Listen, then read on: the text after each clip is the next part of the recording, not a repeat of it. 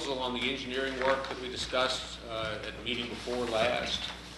And I went ahead and put it on the agenda for consideration tonight. But I thought before we have the meeting, we could take this opportunity to have a less formal discussion with the engineer about what's being proposed, and it's the formalization of what we informally talked about before. So come on up. Okay. Does everybody have a copy? It's in their packet. Okay. Okay. You give them a full shout out here? Sure, that's fine. Yeah, come in and join us.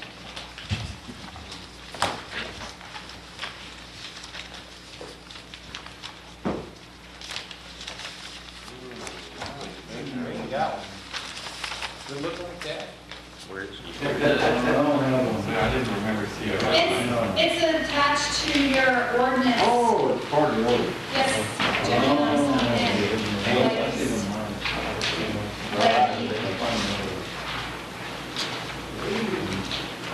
it's bill number 3944. That's way up there. Way in the back. It's right behind 3943. Yep, that's it.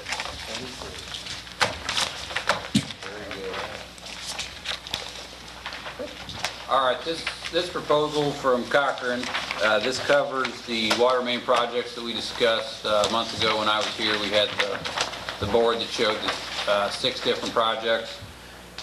This proposal has three different sections. The first being topographic survey. That would be where our field guys would come down with the surveying equipment. We'd map out all the different projects, locate all the existing features, locate where the street is, all the existing utilities, where the existing water main is, where the sewer's at, telephone, gas, everything. We'll be able to make a engineering drawing then and figure out the best spot to put the water main. From that, we'll go into the design. Number 2 here is design, construction, administration. Once we get the field work done, we'll lay out the water main.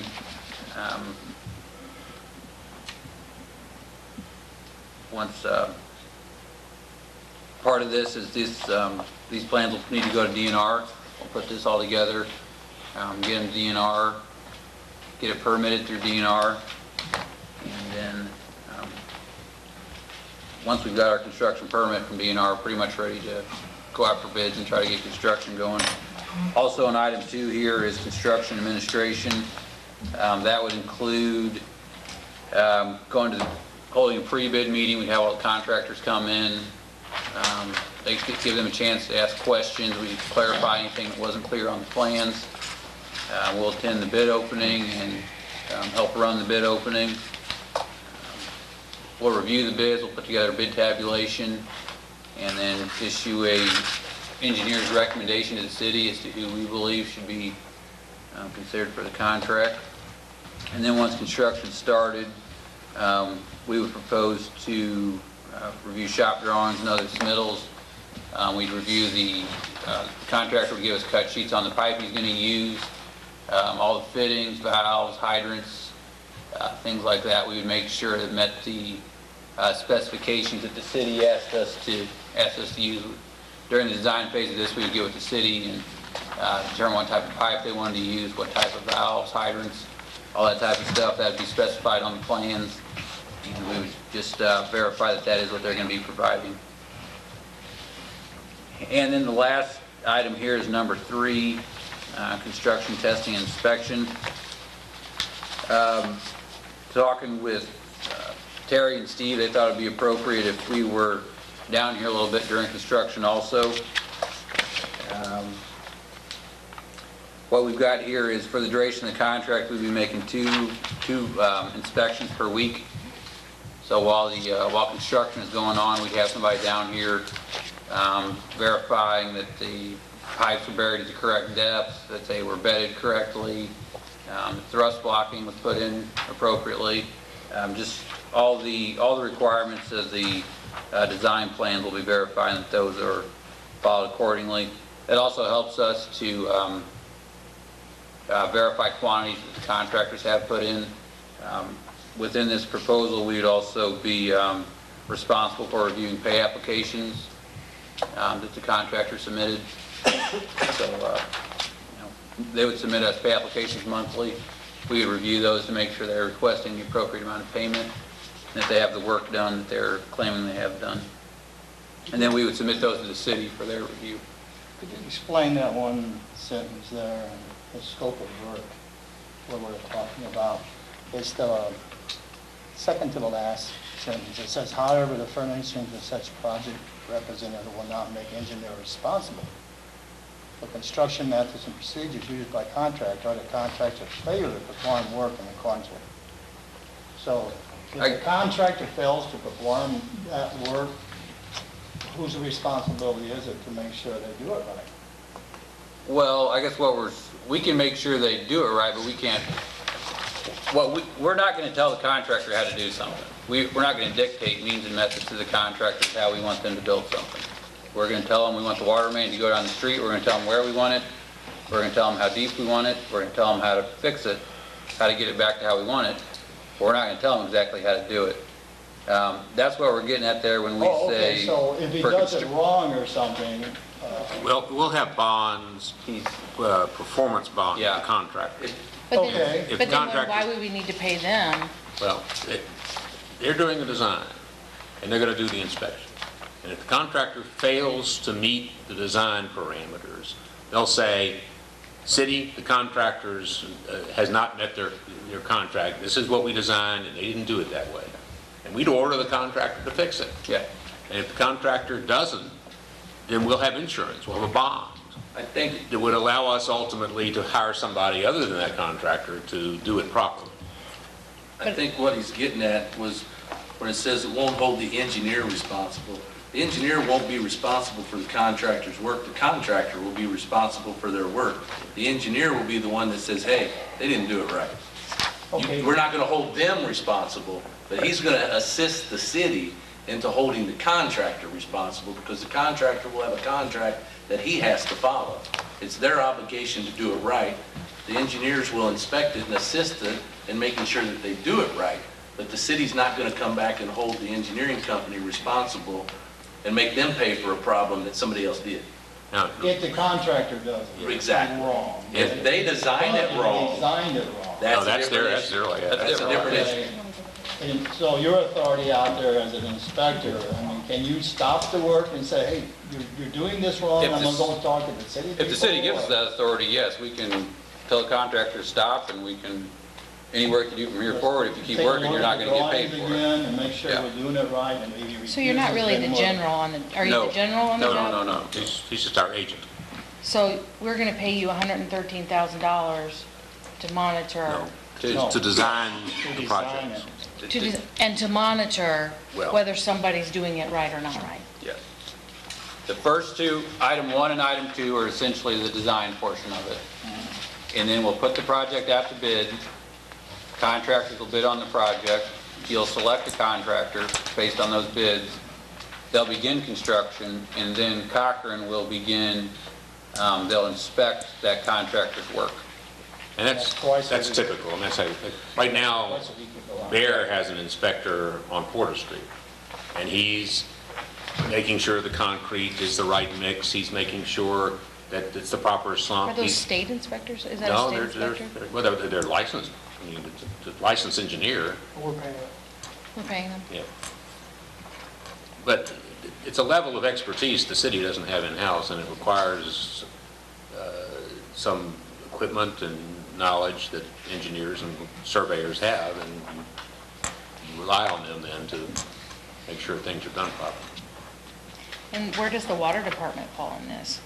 I mean, what's their jobs? The other 5 days a week or so, I mean, we'll be monitoring it, making sure that they're using good construction practices, making sure that we don't see anything out of the ordinary.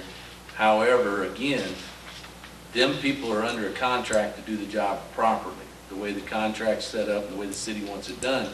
And that will be, these people as an agent of the city will come in a couple of times a week and verify what they see on those days. The other days, somebody from the water department will go by and check on them.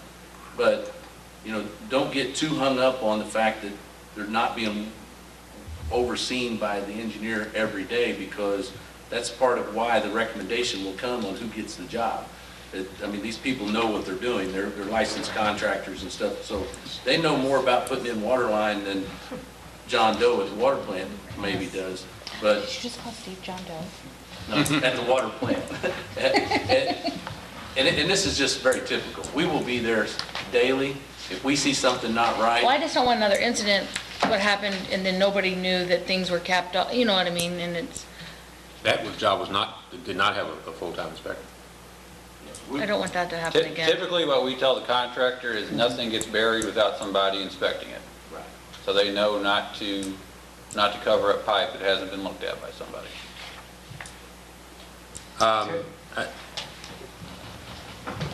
I would like to see, I'm not real comfortable with the language that says you'll complete the project. You'll make every effort to complete the project according to the owner's time frame. I mean, it seems as though we could have a set time for the design work. I understand that Yeah. beyond that, you're not in control of when we bid it and all of that. But Yeah, and I think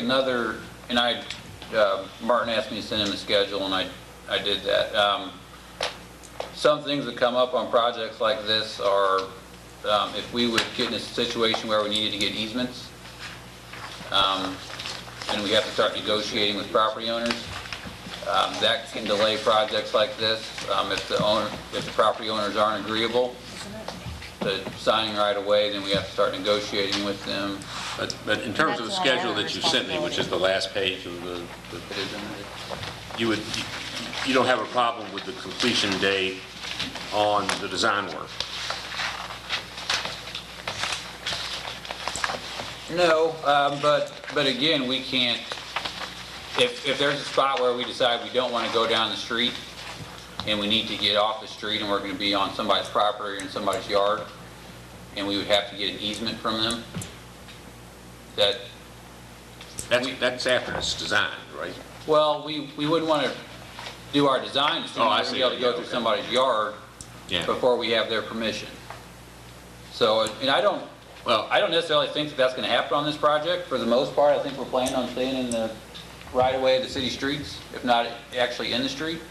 But there just could come a situation where we find somewhere where we can't stay in the street, and we have to try to get out onto somebody's private property.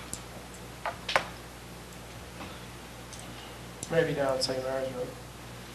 Yeah, no less, at the first meeting, there was somebody that That mentioned did an happen. issue. He was very upset about that. Well, he does get a little concerned once in a while. Well, but that's it, but you gotta understand, that's his private property, and, And he was just bringing it up to our attention that it was. I don't want to go backwards, but just, I would want to ask a question, I was thinking of it after the last meeting. Terry, you are comfortable with that out of going forward, that this, as far as water department, water improvements, this is the next step that we need to end up taking? I mean, one thing came to mind was like, and I'm just thinking of the one area, I don't know, the one going up Little Rock or going up Main, all the way up, and we don't seem to have any issues with that other than maybe there in front of where the railroad office is there, where we've had a couple breaks, I guess. But I'm just wondering, like, We've had, on that line, we've had breaks all the way up to the end. I mean, all the way up in the ball field, in the grass up there. We've dug that up several times up through there and fixed those. some of the little ones though, I mean, those weren't on that bigger line, were they? Yeah, Were they that lower? big line that runs right along the road up there, that's asbestos all the way up through there. We've dug it up a couple of times and had to fill it in, and Dave's crew's been gracious enough as when they're, doing their yard work there to kind of help get those level and get grass back in. I'm just wondering, like, we've always had an issue, and maybe this is even a bigger project or something that you don't want to address now, but like the water pressure up on Ridgeway and all of those kinds of things. But you know, actually, this might help some of that. We're upsizing on 8th and 9th Street, so the water line's going to be upsized in size there, which is going to tie in real close to them, which may help that. You know, those lines that are low in pressure up there it's actually not necessarily a major volume issue there, I don't believe, as much as it is a pressure issue because of the elevation. Upsizing this should help them have more volume there, I hope, but it's really not going to help their pressure because of those elevations. Now, I think these are good projects to get started. And again, it's the beginning. There's a, you know. Okay, I mean, and There's I been just hope very, they're at the top of the, you know, they're at the top of the list and we're not missing something that, not that I think we have any major issues that need to be, you know, immediately addressed that are just glaring us in the face. I But will say the reason that I think they're at the top of the list is the makeup of the pipe.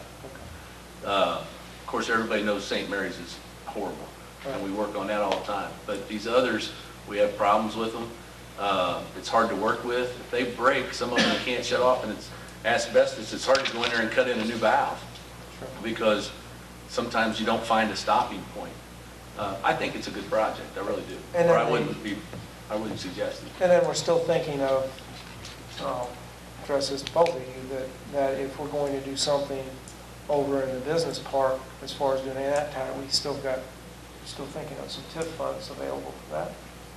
Maybe, yes, no? You know, I mean, that was supposed to have been what Harder Schifrin was supposed to give us a little bit better information on that, but I don't know, but I suspect the trailer trailers and probably, stormwater and buying property is going to use up. most of it. and Chris Boone has some good ideas for that. Okay, I met with Chris on that. I actually gave Chris a copy of the facilities plan that was done to look at some things because I was challenging some of the things on that. And Chris came up with some good ideas, and he agreed that, or he led me to believe that at this time, not to do anything out there Okay. because we'd be pumping the water so many times, it'd be so cost prohibitive to get the water to the people that way. He's got a few ideas down the road when the time comes that will help with that. If my vision, if I had a crystal ball that I could rub and pop things out, would be these lines being addressed because of the makeup of them. And then my next suggestion would be we'd probably be looking at drilling a new well at some point for a water supply. Then by that time, we might be having some development and stuff and some needs out there, and we could have somebody like Mr. Cochran or Chris Boone, I mean, these guys look at these things to help us get the flow that we need out there. I think we have it. I think we're just going to have to reconfigure some pumps. Okay. I'm not as alarmed out there as I was.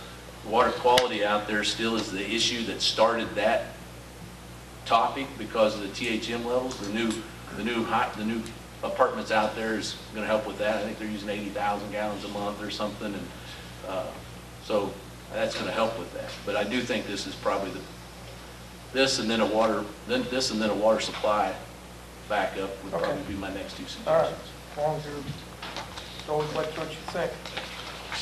Yeah, they changed my mind on having a tower out there because of the pumpage and the elevations and stuff. All right. That's going to be real cost. And we can also look at when we get done with the upcoming project out there, if we do have, before the TIF is up, if we do have some money Yeah. left, we can look at doing, maybe running some piping or something to at least finish that Yes. out there. Yeah, for one of the future problems that we ran into, and everybody explained, was if we tie those lines together, like I thought was a good idea, which it is a good idea, it's going to be very cost prohibitive because it's going to increase the pressure by several pounds all downtown in here. And we're at 100 pounds of pressure down in here now. And so we'd have to not only to tie that together, to put the tank in, we'd have to start putting some pressure relief valves in and some additional pumping sources to get the water to move where it needs to go. Okay. It's going to be pretty expensive. And that is probably what they ran into of why they stopped. You know, it looks like they installed part of what we needed to do that and then found this problem and stopped. And so Mr. Boone looked it over and kind of led me into believing that too. Mr. Tuttle looked at it and he agreed, and so I agree with him. All right. That's what makes you a smart man. I listen I to agree the with smarter people. Anybody have any other questions? Okay, well, we'll abandon this topic and move on to the next one. Thank you. Thanks a lot. Dave, you want to come on up? Hey, no on the hot seat. He used to be in hot. You recall that we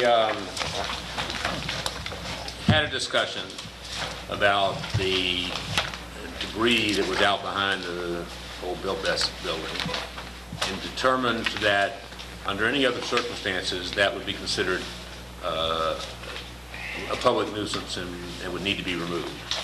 And because removal of that kind of served that purpose of mitigating the public nuisance, the city attorney and said, well, it's up to the board, but if they determine that doing that achieves a public good rather than just an individual benefit, that would be acceptable, and we did it, and everybody's grateful, and it worked out fine, and Dave's a hero. Now, John's familiar with this as much as anybody. There appears to be a long-standing stormwater problem around that site, where the water comes off of Market Street and goes through the drainage area into a concrete box on the north side of the site, and then is supposed to follow a drainage ditch along the north entrance to the property and get in the roadside ditch on 10th Street and make it down to the south end of the property, right at the railroad tracks, and turn left and get into the ditch and go into the creek. Aside from the fact that that's a lot of turns for water to make, and without knowing the hydrology, local residents, and Alderman Stupi is among them, says, it didn't work. It doesn't take much of a rain before those ditches fill up and it starts to back up and Is it more flash potentially, flooding down It's worse than flash flood. dangerously back up on structures in the area. So the owners of Bill Bet said they'd like for us to work with them to mitigate this drainage problem. And the issue is that it's on private property. So in consultation with the city attorney, he brought me to the same conclusion we had on the debris that was out back. If it is the board's decision that mitigating this stormwater problem, even though it's kind of on private property, is in the public interest, that there's a general good to be achieved by this and not just a private interest, then you could authorize us to get involved in the project. It's basically grading out that ditch and placing riprap and facilitating the movement of the water down towards the other end of the property. Then a larger question is, what do you do with it once it gets down to the railroad track? It's been suggested that a pipe could be installed that would carry it under 10th Street and over to the ditch on John's side of the street. And he indicated his willingness to cooperate if that's what we do. That second part of the project, I'm a little reluctant to address just because I don't know the hydrology. I mean, I just don't know how much water, what size pipe, how deep it would have to be, what the conflicts would be with water and sewer. So I can't tell you it's just a matter of digging a ditch and putting a pipe in the ground, because it's more than that. It's a bigger project in the magnitude of $10,000, $15,000 worth of project. Well, we're gonna have to hire an engineer. won't we? Yeah, it'd have to be designed. We can't just Right. do that. But we can do the grading work if we choose, and at least get Start on. the kind of the more frequent problem that they have, which is making sure the water's flowing freely through the ditch that's there. Now, Lucent is going to build kind of a short wall where the water comes off of the backyards from the houses on Market Street, and it's going to keep the water from flowing out over their parking lot. It's going to divert it into that ditch along the driveway as you come in, and that'll make sure the water is at least heading in the right direction. Then we got to open up the ditch so that it gets down towards the railroad track, and then later see kind of where we stand when we do that, and then if we still have a problem, we'll maybe want to talk about addressing the next step. Then that's that bigger, more expensive step that I can't tell you how much it would cost because I don't know. Okay, so you're saying 10 to 15,000 just to fix the No, first I'm saying one? if Just we, grading. I think if putting that pipe in, not counting the design cost, No, I I'm think, just talking about what you just talked about. I don't know what the cost is. It'd be, Dave, that's why Dave's sitting there. We called Dig Right and had them come out and mark it. Did they get out today to do that? And It was done yesterday. Yesterday, and there's a line in the ditch, There's a telephone line right down the middle of the ditch. so we got to talk about whether, I mean, if we start digging without digging by hand, we run the risk of pulling that out of the ground. So it's a labor-intensive project. Can't just take the backhoe out and start scraping it out now. Okay, so Dave and his crew's gonna do this work. They would be doing it.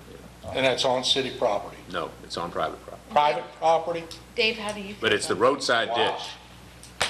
We'll do I it. got some digging I want you guys to do too on my property. Okay, no problem. Well, we'll put you on the list.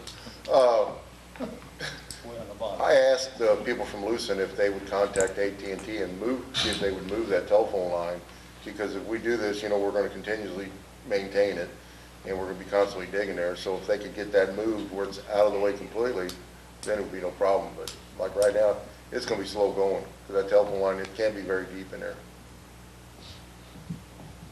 Actually, years ago, we helped them out by digging a little bit out, and I think we hit it back then, so.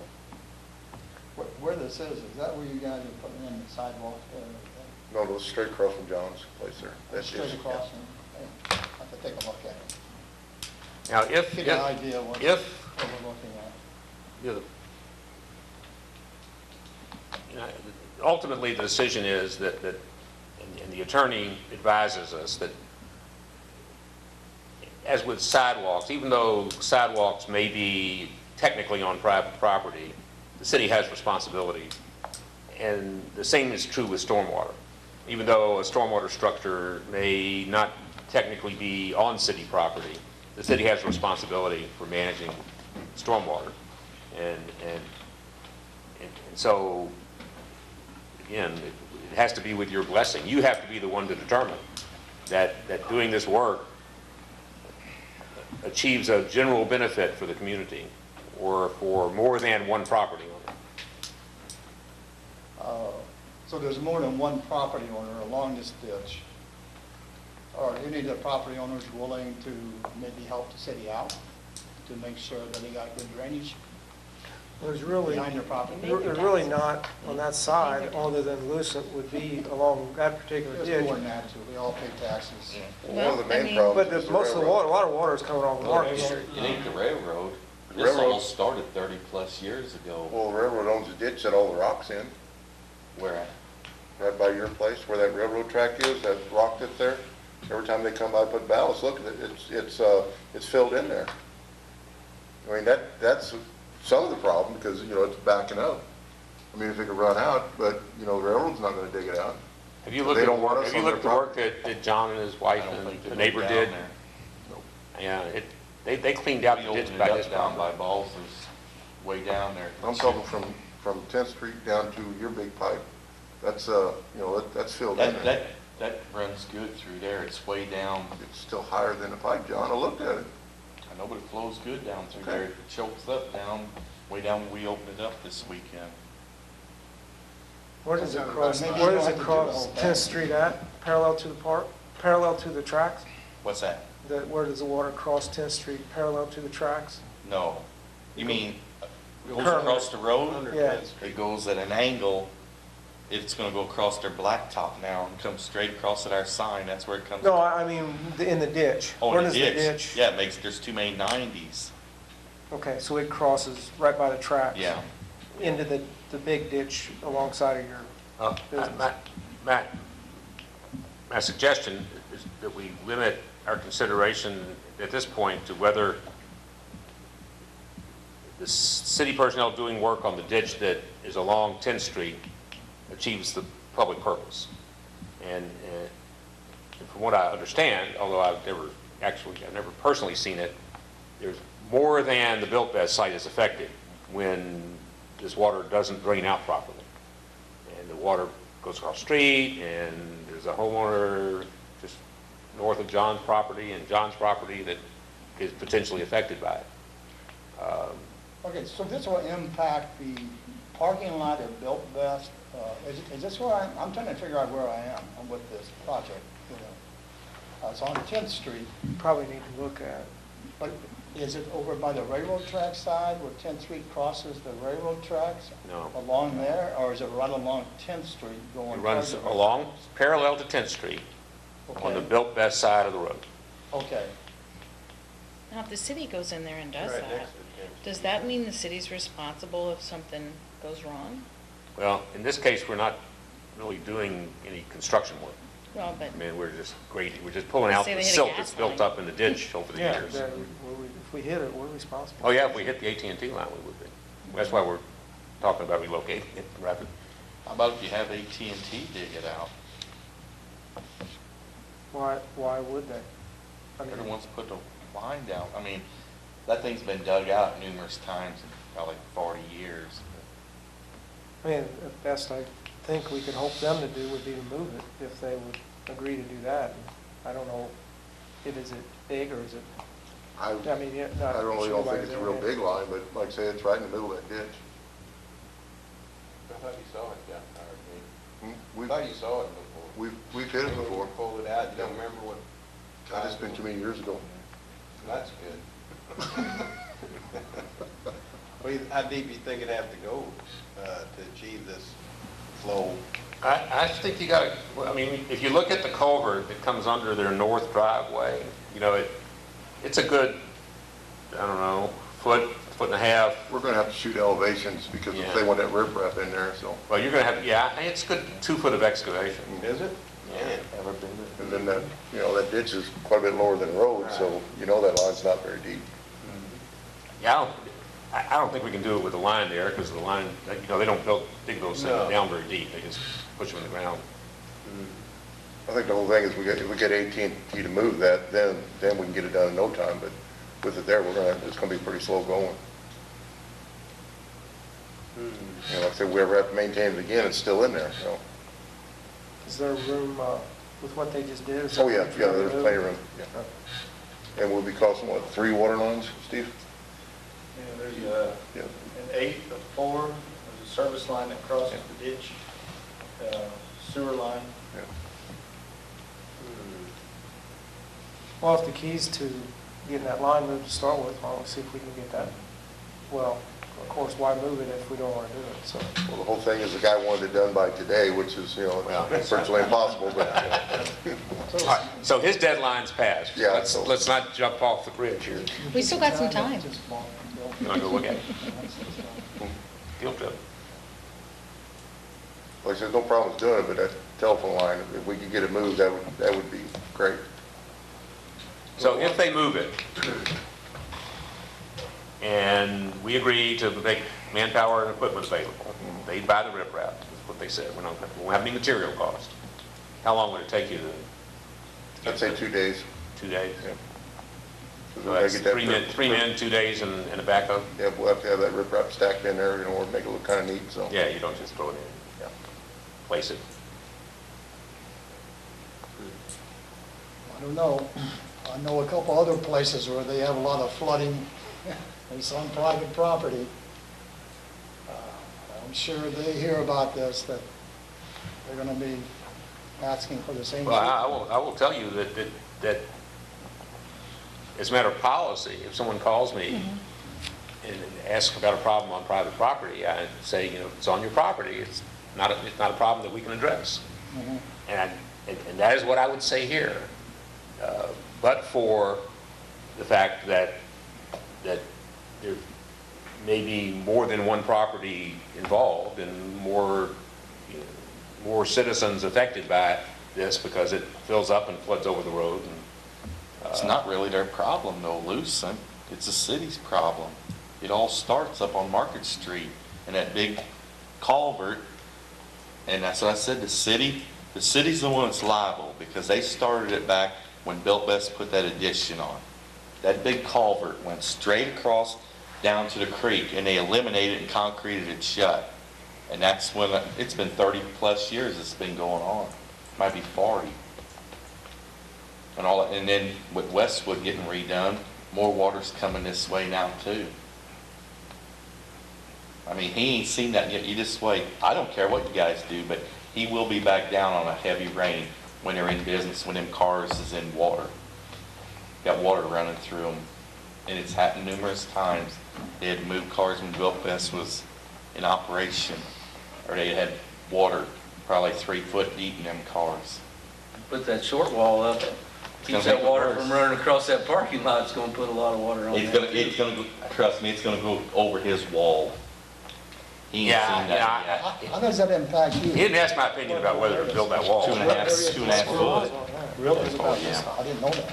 Well, John also said that there's a pipe that runs all the way down, and I witched something all the way to the creek. It only works. So I would suggest for them to get in there where you said they poured concrete, dig that, and see if it's still there. They took the pipe out though, but I might be. I'm witching, I don't know, it might be, but I'm witching something. I mean, it might be gas, telephone, but I mean, I'm witching I something. think they took that pipe All the way out. to the creek, so. I mean, is that a fault? Is there something that dig you that can down do and find out if someplace it's else still there to or not. alleviate the problem there? If they're gonna put a wall there anyway, they gotta dig. I mean, that would be my suggestion. Dig down, see They that told me pipe's about there. that pipe, I spoke to them, and You know, maybe everybody that's says it's no not- longer there. maybe that's I mean, not the issue. Maybe I don't that's something know. else that's What's the that? If the pipe's not there, it's not there. Fixing that will not solve You could be it. finding a Maybe whole it's section. something else. Yeah, I mean, it could be A anything. block pipe that- I would suggest Maybe dig down and see if you run anything's something there, and then, else. I mean, it's not gonna cost them It's much gonna to be dig down pretty and see if costly it's there. anyway you go. Well, yeah, but First of all, we need to Do see it if right. AT&T will move their line. Yeah. If they won't move their line, then I'm good with that. Oh, You can ask okay, them. but you want, is that saying if AT&T moves the line, do you want to do it? If we don't want to do it, there's no use to ask AT&T to move the line. well, I think if personally, I it don't have benefits enough- I don't have the enough people. information. I mean, I'd like to see what we're talking about, before we ask people to start doing things. I mean, I just heard about it now. John's heard about it, he's been out there, he's experienced it. I haven't. Well, whether we You know? do it or not, they're probably gonna, I mean, they need to ask to have that telephone line moved anyway, because somebody's gonna have to do it, so. What, I Do mean, it. if you want to ask them to move it, that's fine with me. But I'd like to know more about the project. well, wouldn't that be we can the talk property about it. owner's responsibility to ask AT&T to move the line? If we're gonna dig a hole, we're gonna ask AT&T to move the line. If we're not, I mean, it doesn't make any difference who asks them to do it. If somebody's going And you say with the call's already been made? No, I suggested that to Tom and Kim, Okay, all right. so, that for them to call since they're, on their property. I don't know if they did or not, but I called Big Ride though, so. Or you did, all right? Yeah, they was there Wednesday. Well, if you're saying somebody's gonna have to do it and it's gonna have to be moved for somebody to do it, whether it's us and them, Well, then yeah. yeah, let's find out when, and I'm sure they're not gonna move that fast. By then, Well, I'm Teddy, sure. you can, whoever wants to go out and look at it Right, before give the an next opportunity meeting. to kind of get a feel. We can I'd like talk to about it. Get with John, and let John explained to me about the John, flooding. next time and- you have a good rain, and talk with next time you have a Dave. good rain. First hard rain, work session. Yeah. Bring your umbrella. There you go. When's that gonna happen though? Okay, then we'll go around the other places too and check them out. Okay, so That's fine. Go everywhere. somebody's gonna ask AT&T to move the line, because that has to be done regardless. I've been in it many times. Right. We are gonna, in the interim, those of you who wanna go by are gonna go by and take a look at it and kind of get your sense of what's going on. I'll be glad to meet anybody who wants to do it. John's around sometimes, mostly during the day, he's in other parts of the world. How's that affect the other side of the street there where Ferris's were and Huber, Union Hall? Oh, that South doesn't get That affected doesn't get whatsoever. affected? No, it's on this side of the track. Just there by But it Balsams. goes out good down through there. Now. And yeah, there's really nothing to do then until when? I mean, Well, I know the gentleman would like to have it wait 2 weeks. done Wait, we missed his, he wanted to do it yesterday, because he's got but, dignitaries coming in, and he thought it would, if we're gonna do it in any way, he'd like to get it where they could have seen it, and it'd be rip-wrapped, and it'd look real nice. But then, you know, 2 weeks late, 2 weeks from now, I don't know if that's, Today? Only ever here today. Tomorrow, maybe. Tomorrow? I thought you said he wanted it done. No, they're here Oh, okay. Well, you want it done. Yeah, he wanted it done. Yeah, for the tour tomorrow. Yeah. We're not gonna get done tomorrow. Well, we should have known about it last week. okay. We known about it. Now, I have a third item that won't take long. Yeah, okay, I got a fourth item. Yeah, that's your item. At Market and the Highway, there's that little triangular parking lot. And we've had people using it as a commuter lot. They park up there, you know, as a sales lot. They put cars up there and they put for sale signs on it. Do we, kind of what's the history, and do we want it to be a parking lot, or? Who owns it? I think the city does, I'm told. Well, it's Well, I public guess property, years right? ago, the people that took care of the flowers, They still do. they used to put notes on them cars. Yeah, I put notes on those Oh, cars you from put, time to time. but years ago, before, how long before you were here? But there's no regulation that I'm aware of that says you can't park there. I just don't know what the intention is. I know. Doesn't some people park there when they work, that works down at the lime kiln? And they Like, ride, they don't want ride to with take their somebody else car. because they don't want to get their vehicle slopped up Yeah, driving so down the sometimes chalk they plant or do do something. that. Is that how we want it to be used? It's a public parking lot, it's public. I don't know, what is it? It doesn't have to be a public parking lot. Public tax dollars probably paved that and funded that. It doesn't mean that we gotta keep it open for parking. Well, what's your Who's idea? gonna park? I mean, those people. What are you park gonna do there. with it? Put a swimming pool there? I mean, I Well, don't, I'm looking for guidance as to how you think that I'm space just saying should be that You're used. saying that it has to stay open for people. I have an adjacent property owner who says he'd lease it from us We like don't we have lease to. flood buyout property, and he'd take care of it. And we wouldn't have to worry about it anymore. But then that would limit, we'd have to decide it's not gonna be used for this public Well, the parking purpose. Limestone can provide a parking spot for these people someplace, I'm sure. it's a public parking area. It's It is now, but it doesn't have to remain that way. Chief Bennett, can you come up and give us some insight on what you feel that that area is? It's a drug stop. It's not a drug stop, don't say that. Honestly, I don't think we, I have to. Have you witnessed multiple transactions there? Yeah. Is that your car? I don't believe we've had too many troubles there. I mean, the only troubles in recent months or weeks has been the property owner there next to it contesting that people are using it as a commuter lot, which there, again, there's no It's a restriction public from. lot. Exactly, But no It's a restriction. public lot. But our intent is, I don't think our intent, or the city's intent, is that it should be a commuter parking lot. I don't think that's what it was put there for. Is there an ordinance that says you can only park a car in a specific area, in a On the public? street.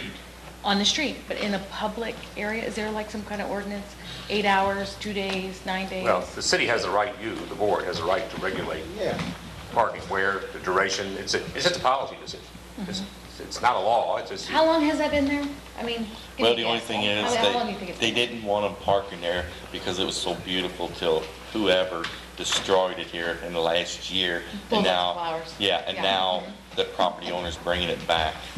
Well, That's why they didn't want all the cars parked. property owner's bringing it back. You mean the house back? He's bringing it back with his money. He's But been doing his- it all. His property, but that's No, the his, city property. the city. Well, Yeah. then that's It's his choice. his It used to be choice. one of the That's a nicest- public lot. I know, but it used to be one of the nicest flower gardens in town at one But time. those cars parking there are not hurting that. And every so But they often I blocked see the a view, policeman that's what park they there. say. Whatever. Well, this is just a policy decision. I think it should We're either just gonna stay the way regulate it it, or we're is. not gonna regulate it. It should stay the way it is. I don't think It's not hurting I nothing. don't think it should be a commuter parking lot. I don't think Nothing else, block it off. That's not what it's for. No, I'm not saying somebody shouldn't be able to stop there for an hour or two or whatever. They gotta stop there and make a phone call, they gotta do whatever. But to say somebody should park there and go to work in St. Louis and come back 8 or 10 hours later, or even go to work Down at to Mississippi Lexington. Line, I don't think that should be the intent of that parking lot. There's only, what, 5 or 6 spaces there. I don't think that is the intent or would be our intent of that. It's like a little roadside park. It's not a commuter parking lot. Well, is there a marker there? There is a marker. Yeah. there. Yeah, blue star. Well, Blue star marker. Yeah. we can put up restricted parking as far as Yeah, 2-hour parking lots. No unattended? You know, or, yeah. That's, because if somebody wants to pull in there and it's sell been that way for roses, they years have a upon place to years park. upon years. It's a public parking lot. So would you like to prepare an ordinance restricting parking for some period No. of time? Yes, I would. Yeah, I would too. No unattended. I hear more than three saying do it. Well, I hear one Well, saying 1, don't 2, do it. 3, 4, I don't know about Donnie. You got a guy that's gonna take care of You're it. for it? There's 5 of us Take care for of it. it. Well, now, taking care of it means he would like to, he would lease it from us, and he would take care of the whole thing, but he doesn't want to use for a parking lot, which, Well, if you restrict that, won't he take care of it? I don't know. If we restrict the parking. I think if we restrict parking, He will plant some flowers. that would be a big step for him, but Yeah. Let's do that instead of just blocking off. I mean, some people want to park there and maybe just have lunch and look at the flowers, you I know, or wouldn't- something. I mean, if they're there for an hour or two, that's fine. 2 hours? Is that what you- 2 hours, I think 2 hours is fine. I think it's What's wrong with reasonable unattended? amount. No unattended parking. If they're not there, You know, if somebody's meeting somebody there and they're coming down for downtown for lunch or doing whatever, going And seeing there's something. places to park besides that. I tried. They do have a lot of places, but I think 2 hours is, it takes care of the objective of people not parking there all day and leaving their car. What do you think, Chief? 2 hours? I have no opinion either way, honestly. I think 2 hours is fair. I agree, unattended parking, I think, would probably be too much of a contention for the ones that do park there. I think probably our biggest concern, and I don't think it's anything that necessarily the board would need to address, is people trying to cut off the traffic that's parked there at the stop sign. Some people will cut through there as a way to get out on 61 faster than, like, if there's a school bus parked there waiting to turn out left. But we've never really had any issue with that.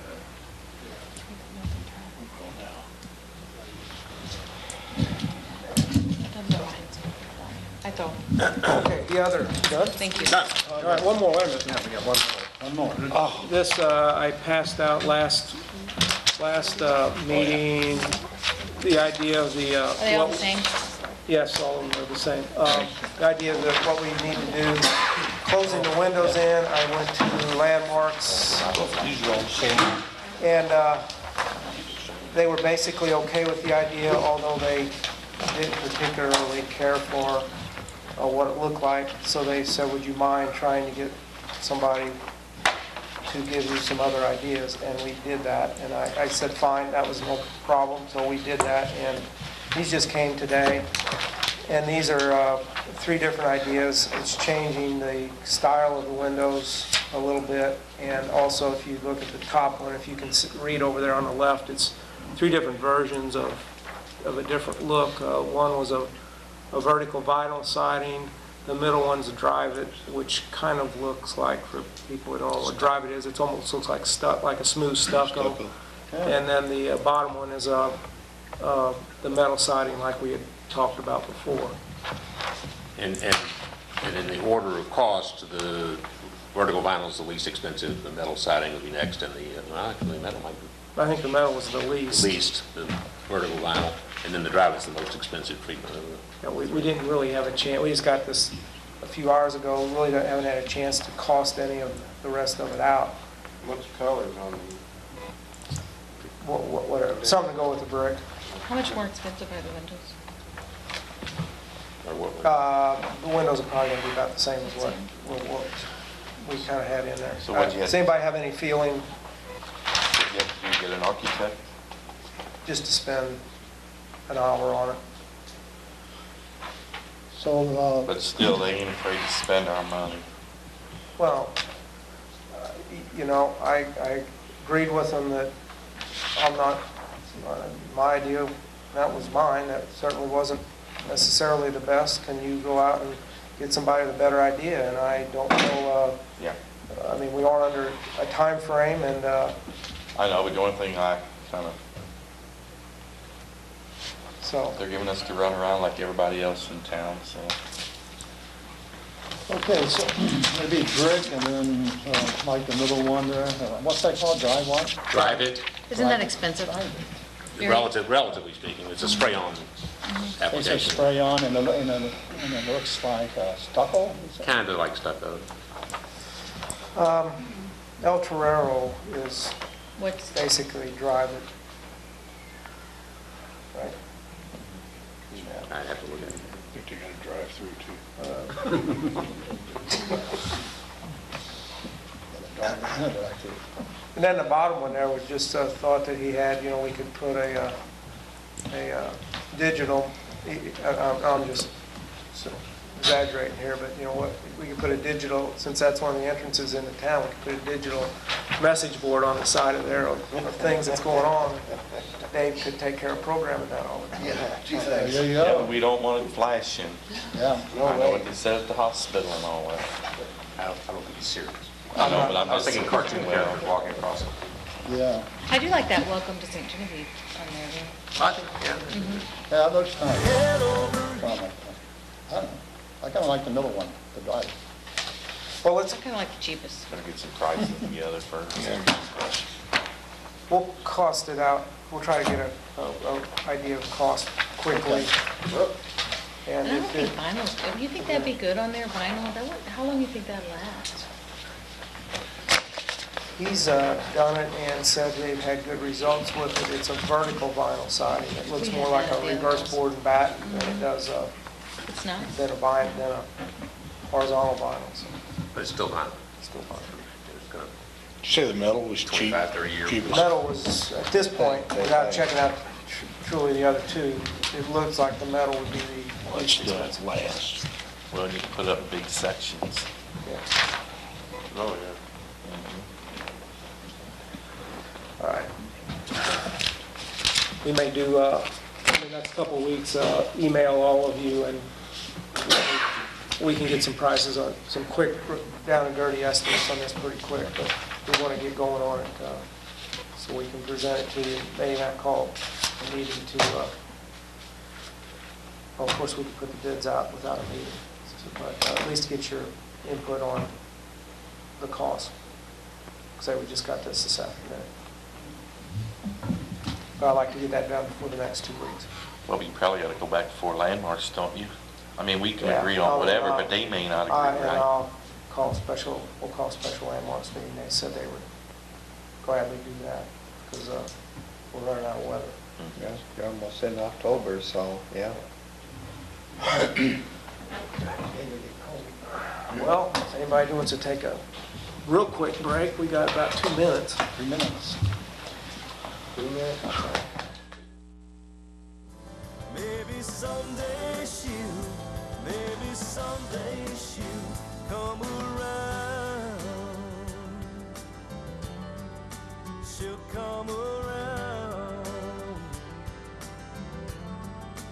She'll come around.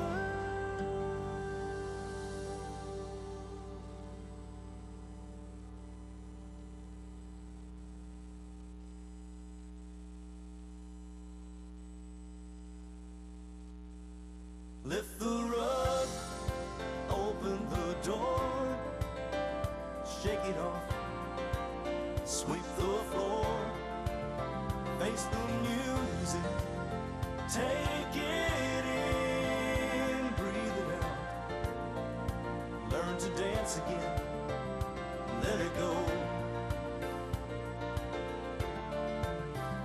let it go.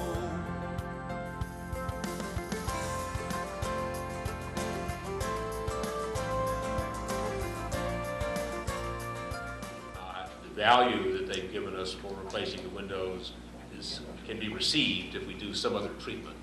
And they said that would not be a problem. So if we choose to go with alternatives, we'll still receive the $15,600 value that was, I'm not saying was, let me clarify that. It isn't the adjuster's evaluation, it is the quotes that we have that they will give us credit for. Because there's a big difference between what the adjuster saw and what the contractor is quoted. The park board meeting, Darren and company have been working on the tennis courts, filling cracks. They're not going to do every court, but we should have 2 of the courts fixed with this crack filler. We put silica sand in, and that'll probably last, I don't know, until somebody gets in there and pulls out the sealant that we're putting in. But it's probably something that has a 3 or 4 year service life if it's left alone. The item that says we're met with the city attorney, and this is also, you'll find this also in Eric's report. Over the years, we've discovered some inconsistencies in our code where things don't always match up, and the city attorney has identified areas where the proper citations and references aren't in the code. It doesn't, we have a provision in the code, but it doesn't reference the ordinance that created it. So this isn't a short-term project. Over the next year, probably less than a year maybe, but we're going to all take responsibility for going through some section of the code and making sure that it's internally consistent. You don't say one thing in one place and another thing somewhere else, and that the proper citations are in place because Mr. Elpers is concerned about our ability to prosecute and defend our actions if we don't have the code kind of tightened up and properly cross-referenced. So that's going to be a project, but everybody's going to take a share of it, and we'll get it done. And what we'll then do is come back to you with kind of this, we haven't decided yet, but probably as we do it, come to you and talk about changing rather than laying one time at the end of the year, 500 pages of changes. And so look forward to hearing from us from time to time about amendments to the code that are precipitated by this review that we're undertaking.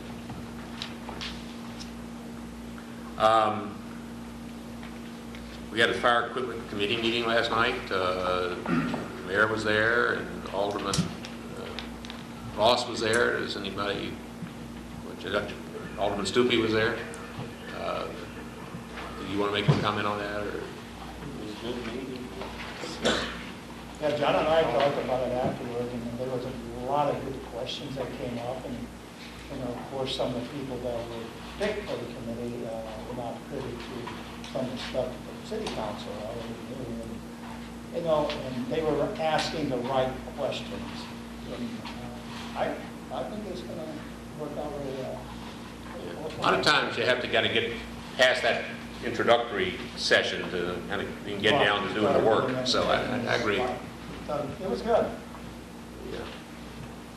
As you know, I was at the Missouri Municipal League meeting during 2 weeks ago. These are the sessions that I attended. Whenever you go to these meetings, half of what you do has value and the other half may not. There was some good information on things that we needed to know about Affordable Health Care Act. I attended some sessions and thought that I could have used my time better elsewhere, but you never know. You pick the one you think you're going to get. You don't know what you're going to get when you pick these things.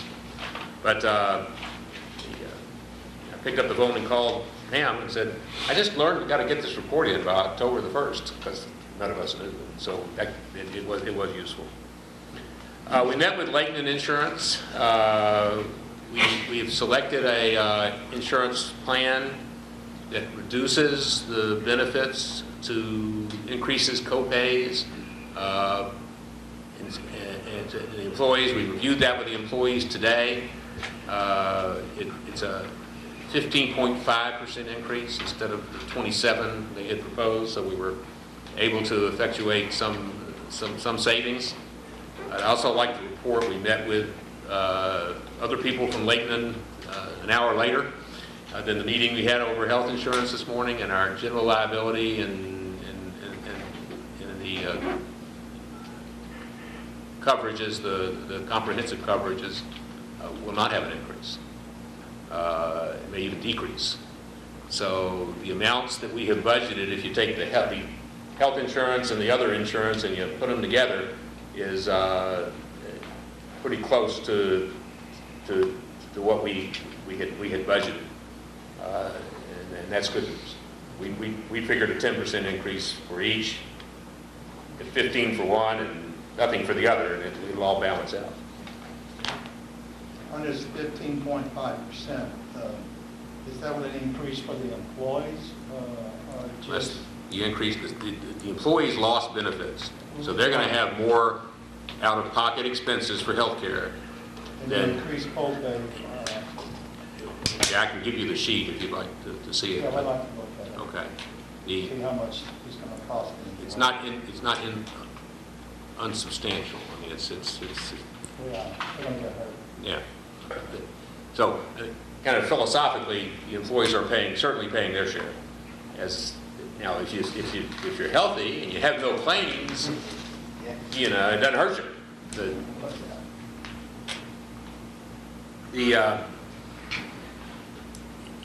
You recall that we advertised and got requests for qualifications for consulting services for the hiking and biking trail, but that we have expanded the scope of the project to include the acquisition of road right-of-way and some drainage improvements on the Link Parkwood and Progress Park Drive. But we use the same scoring criteria because the federal government and state government kind of require us to go through this process. So I met with the engineer who scored the highest. They were ranked independently by me, Brenda, and Steve. We had no communications with each other, and so we picked the one that came out with the highest overall score. And it was Hearst Roche. That's the company that acquired Metropolitan Engineering a number of years ago. And I met with their representatives, and we talked about the scope of the project, and they should have a proposal to me, if not this week, certainly by the first of next week. And at our next meeting, I'll be presenting it to you for consideration. And then the drainage ditch issue we discussed in work session. Yes, sir. Do you get time yet to check with the voluntary prison? I did call the Department of Corrections. Alderman Stupi had asked me to investigate programs where the prisoners are assigned to work details for cities and nonprofits. I was informed both at Potosi, voluntary prison, and they all referred me to Farmington because they said Farmington is closest, and they've got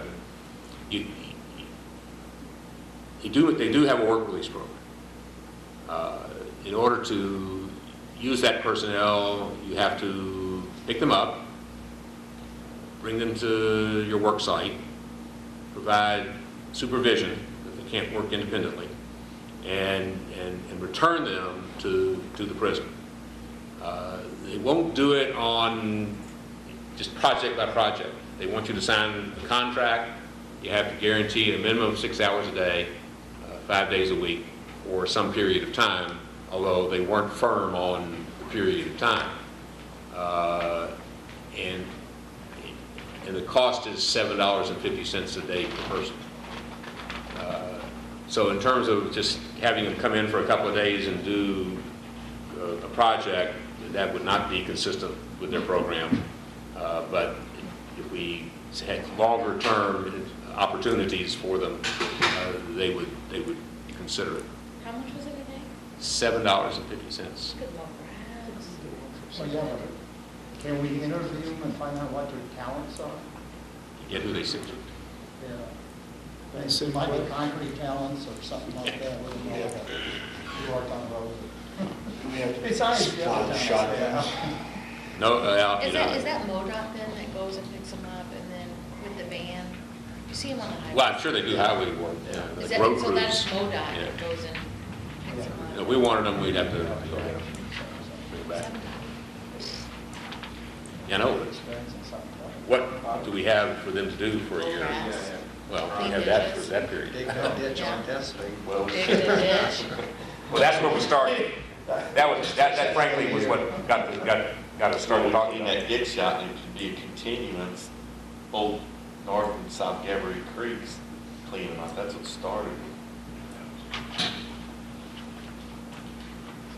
think there'd be a lot of utilization. Well, again, if we go down this road, and I certainly have no, we need transportation. Van. And whoever is doing it can't, they're supervising this crew, so you can't have them go off and do something else while these people are left in the field. No, but you could have a police officer or, a reserve or somebody, you know what I mean? And then you'd have to have work for them for something. Again, they won't just do a project, they want you to commit to employing these people. And Farmington's doing it, but they haven't, pretty regular, it's a regular work group for them. Weddington's doing it, I'm sure you know, Potosi is doing it. Do we have here, I know we have a lot of federal here, but do we have anybody we could do that here instead of going all the way to Farmington? This is the State Department, right? People who are in jail are being detained pending the outcome of their legal questions. Martin, is there a certain amount of supervisors that have to be there for a certain amount of people, or? We didn't get in that level of detail. I mean, I can't imagine 2 or 3 men would be the most we have. I'm sure one person would be sufficient for that.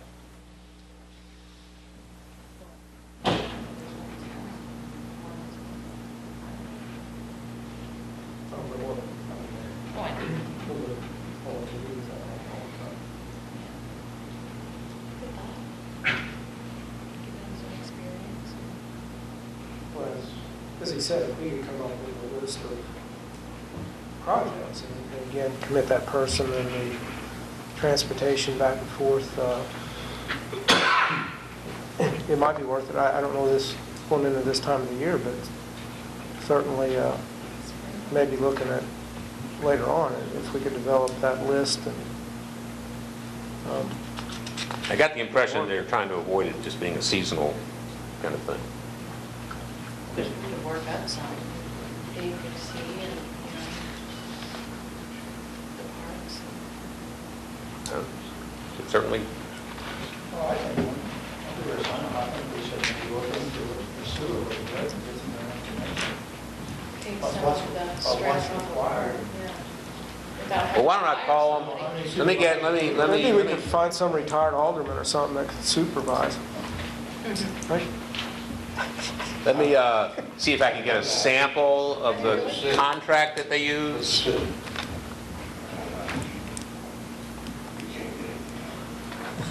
Unless you got a shot. All right, we, the staff, will discuss what the options are for the work. I will call this contact person I now have with the Department of Corrections and see if she can get me a copy of the contract they use, so we can kind of see what the terms and conditions are, and then we'll revisit it. I don't know if you look out on 61, them prisoners do a heck of a job.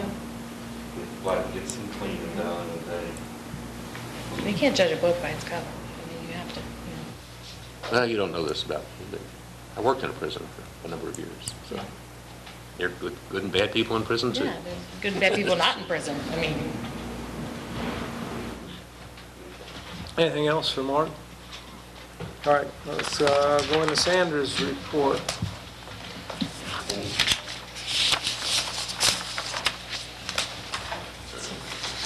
evening, everyone. Good evening. Couple of high points I just wanted to go over tonight. First of all, my first bullet point there about continuing to make adjustments in branding, our guest relations, improving the visitor experience at the Welcome Center. And part of that, in a big way, has been not only just the staffing and the methods that we use to interact with our guests, but also improving the facility. And I really want to give a hearty thank you to Dave Pinkley and his crew. These employees have stuck with me and responded over 3 months that it took to get all of the things that were subpar up to par, and as of September 12th, we have lights operating in all of the cases in the Welcome Center. And for those of you who haven't been there in a while, maybe several years, people had to kind of peer into these dark cases, and we had these beautiful displays, oftentimes by our highlighted merchants and attractions, and you really couldn't see very much. But thanks to the street department and our other city employees, they have persevered and gotten that taken care of, and I'm so thankful because now it really looks like a nice, the nice type of a facility that you would want to see, I'm sure, as aldermen. We continue to leverage our tourism ad space that I pay for with our budget with those of the other local merchants who are interested in participating. Typically, I'll have a banner ad across the top of the page that is general information about St. Genevieve, and then various businesses will put their ad on that same page, and so together we make more of a splash than if we're spread all out throughout a publication. So one of them that's coming up is called a staycation. It's published throughout all of southern Illinois, and it encourages people to think about day trips or overnight mini vacations that they might take on a tank of gas. So we have a 2-page spread coming up in that in October, so be sure to watch for that. We'll have examples of it down there at the Welcome Center. And also I'm reaching out to our event committees, really making my services and expertise in marketing and festival planning from the things that I've done over the last 10 years, bringing that expertise to help some of the other festival chairs and committee members, and I think they're appreciating that. I'm trying to give information where they want it and make some suggestions overall, especially with regards to funding and trying to maybe seek some larger event sponsors in addition to the smaller donations that they typically try to get. And then in terms of outreach, last week I represented St. Genevieve's Tourism Department at the Great River Road Meeting of the States. All the states from Minnesota down to Louisiana met in St. Louis last week, so it was pretty convenient for me. And they asked me to participate in a panel about what it's like to operate an interpretive center along the Great River Road, and what are some of the things that we think work well, and so on. So, not being that long on the job, I offered what I could offer, and being a native helps, because certainly I've seen that Great River Road Welcome Center over the years, and so I gave them my 2 cents worth, and I heard from people from all up and down the Mississippi River, which was kind of neat, and got some ideas about maybe some things that we can try here too. So I'd like to draw your attention to the slide handouts that are in your packet. We have, at first, in terms of individual visitors, July was really strong, August was strong, and you can see that in the month of between June and July, we turned the corner for our year-to-date, and now we're operating in the positive, and I hope to see that trend continue. The blue lines there in July and August that are spiking higher, those are our 2013 numbers, and you can see that August we just had a really strong month, and it was stronger than any of the past 4 years, and so I'm really glad to see that. Looks like we've got a one to contend with there coming up in October that was actually dates back to 2010, and I'm sure that that had something to do with the Rural Heritage Day. So I'm making a really big push for Rural Heritage Day, supporting the festival organizers for that event, and will continue to do so. The next few slides kind of break down group visitors. Of course, in August of last year, we had no group visitors, and we did have 89. Now, these are the actual tour groups. This is as a result primarily of the American Queen riverboat that has been coming and will be coming again tomorrow with a group of people. And then we've also recently had church groups, garden clubs, senior citizens groups that are coming, and as long as they bring a group of 12 to 15 people or anything larger than that, we consider it a group. Student groups, as you can see, that was flat over the summer and started to pick up again. I asked our staff to make a concentrated effort at the beginning of, at the beginning of the school year. A couple of weeks into it, we only had 2 school groups on our books to come and visit this fall. So we've made an outreach to communicate with every single public and private school in all of the counties surrounding us. We started with Perry, St. Francis, Perry and St. Francis County and St. Genevieve County, and then also now we're going into Jefferson County, and there's a lot of schools up there, so that one's going to take a little bit longer, but we're booking a lot more of those student groups. Then you have a slide that breaks down adult and student passport sales. As you can see, we had a strong July and August. Our student passport sales were up in both July and August, and we hope to see that continue. The next slide looks like this. This is kind of a printout that Sue Schweiss provides, where she tracks various metrics across the tourism program, from internal things like our printing and binding and our marketing expenses, to some of the revenues and also the Tourism Tax Commission revenue. Some of the other things that we track are on a quarterly basis, but we do track this one monthly. And so I want to draw your attention to the sheet that says lodging metrics. It should be your next sheet, and it has brightly colored bars all the way across it. You can see that in August we had our best month so far this year. If you track those, the purple bars across the sheet, we had a really strong August and even beat out February. We must have had a really incredible February. But it's also the strongest that we've had, strongest August that we've had in 5 years. And again, I hope to see this trend continue. Certainly hope that it's part of some of our outreach efforts and the efforts of our shops and businesses and festival committees as well. But we're going to hope to try to see that go strong into the fall. And then just in terms of this weekend coming up, of course, we have the plein air. It's the fourth Friday, or excuse me, the Art Walk is this weekend because it's the fourth Friday, and we also have the plein air kicking off. We have a car show this weekend, and our Backstoppers event is Sunday afternoon. Of course, the Backstoppers raises money for a very important cause, and so we hope that anyone can get out and support that. That's on Sunday from 11 to 5 in the Lions Club Park. And of course, our next big signature event is October 26th, and that's the Rural Heritage Days. Any questions? Well, come on down and see us. Martin's been down to check out the new lights and gave it his stamp of approval, and so we're really pleased with the way things are looking, and I think you would be pleased too. Thank you. Thank you. Dave? You got a copy of Dave's report in your packet. Good evening again. Pretty well the same as the last few months. We mow, we sweep, we mow, we sweep, we patch holes, and we trim trees, yeah.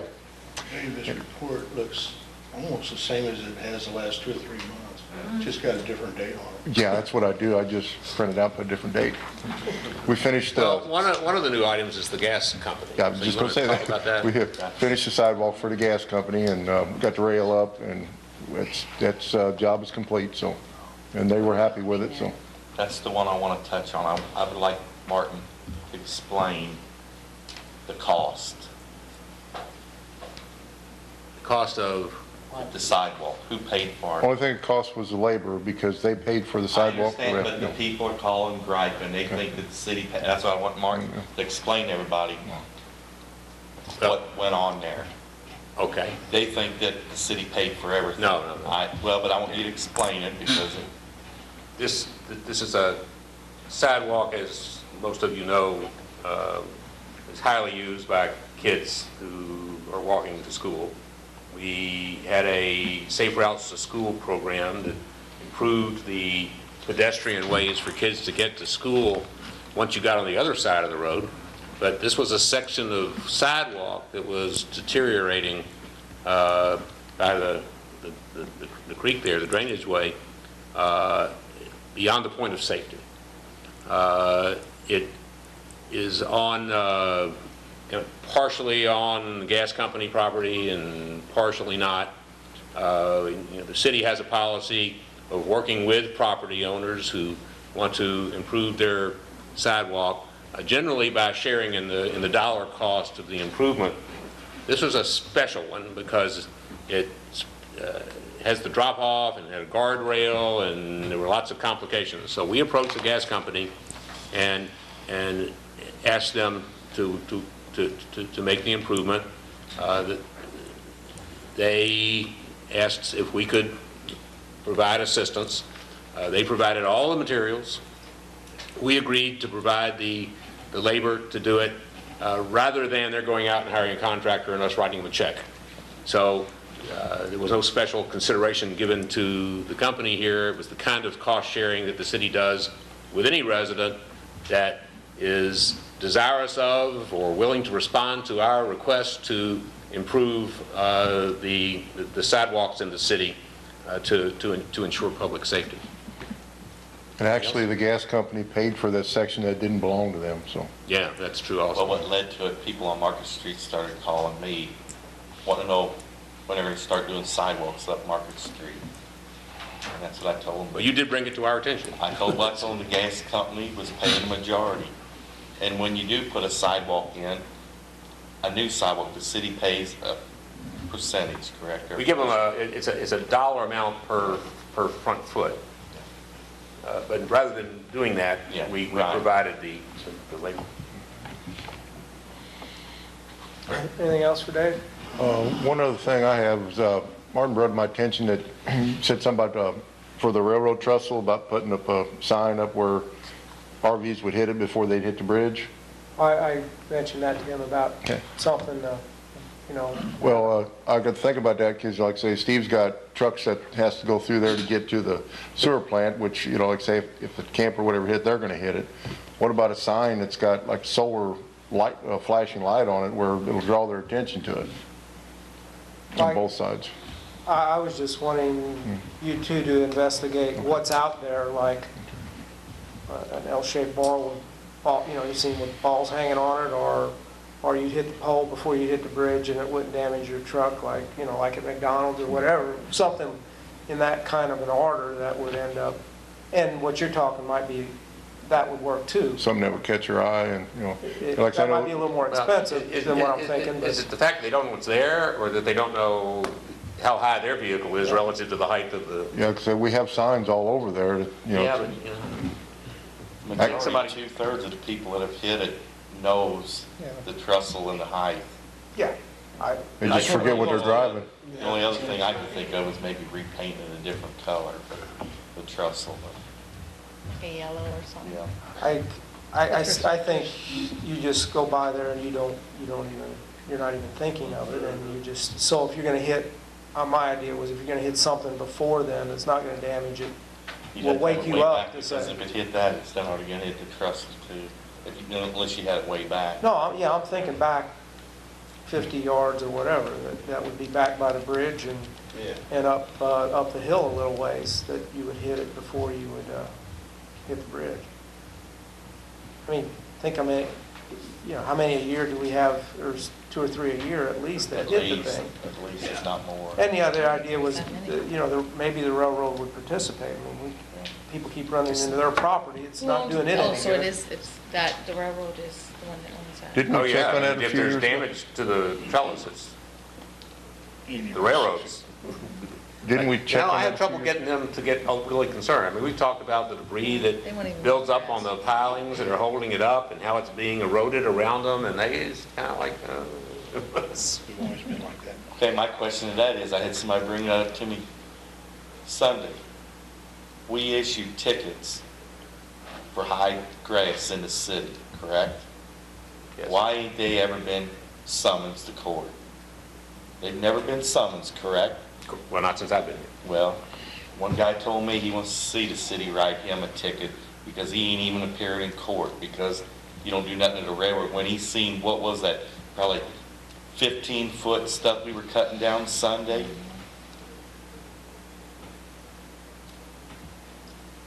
He said, it's time to bring your city attorney and see what he's made of. I don't write tickets. No, but I mean, but take it to court. I'll take them to court. Well, you issue them a summons. I don't. Well, the city has a summons issue, and then if they don't follow through with the summons. Now, in the summons, doesn't it say that they have to appear in court if they don't pay the fine? Because that's already on the summons, right? So let's kind of think this through. We send a citation to the railroad, and we say, remedy this by such and such a day. And they don't do it. This seems likely to me.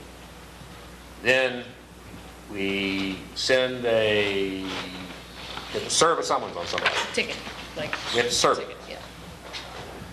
to appear in court.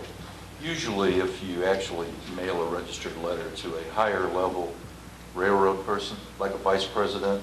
But we have to find somebody in Oklahoma, or wherever. Omaha. No, Once you get the address, you have it. don't send it to the local guy that's working down here. You send it to A corporate official. a corporate official, and they just start jumping up and down. But if they I'd be don't more than show happy to do in that, because I'm as court, frustrated as anybody. if they get a But they're- summons to court and they don't show up, then is there an arrest for failure to appear in court? There may be. Because any other citizen in St. Genevieve, if they fail to appear in court on a summons, then there's an arrest made, a warrant for their arrest. Warrant issue. You might have to go to Omaha to get him and bring him back here for high weeds, and I don't know. But logically, practical, you but hey, can't sure. not do for one what you're doing for somebody else. Well, we have groups of people that are situated differently. We have foreclosure homes where the bank has not actually foreclosed yet. The people have moved out, but the title or the deed is still in their name. So we try to chase down the individuals, and they have no incentive to mow property that they've abandoned. The banks will say, we don't own it. We don't even have a right to go on the property. So we have groups of property owners that are troublesome and more difficult, but we don't treat In those cases, the city goes in and mows them, and then the city bills. That has happened, I know that's happened.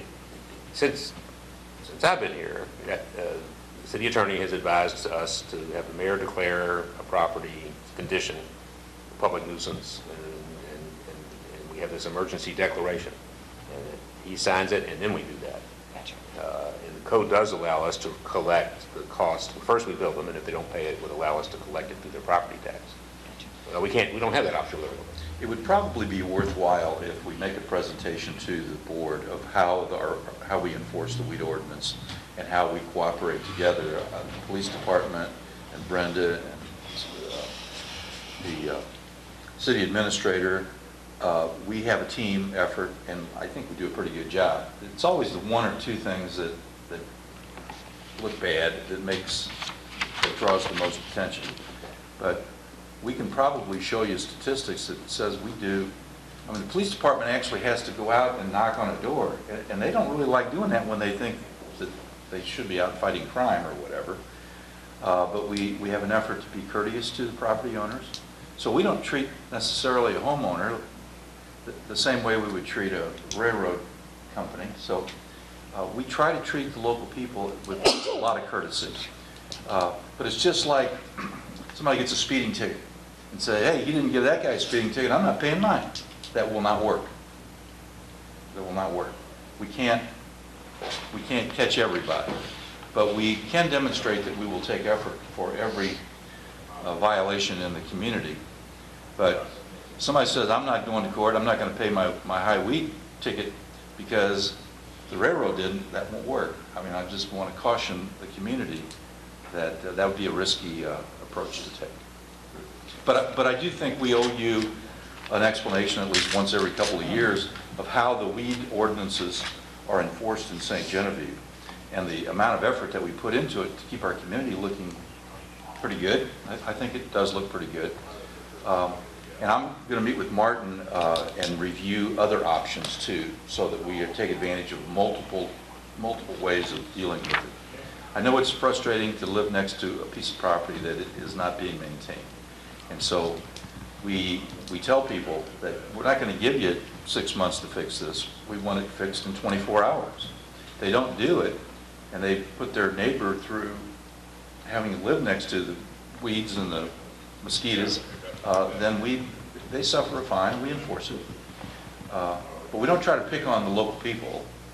We just want them to be good neighbors. I recall, we've sent some registered letters, or we've sent letters under your name to the railroad before. I don't think anything was over by 10th Street where you're at, but I know going up Main Street, we've had some issues and have had to send them some letters, and they will get around to fixing them. A year or so, we had this guy, a local guy,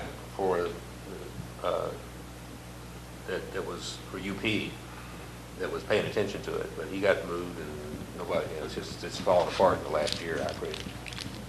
Never been good.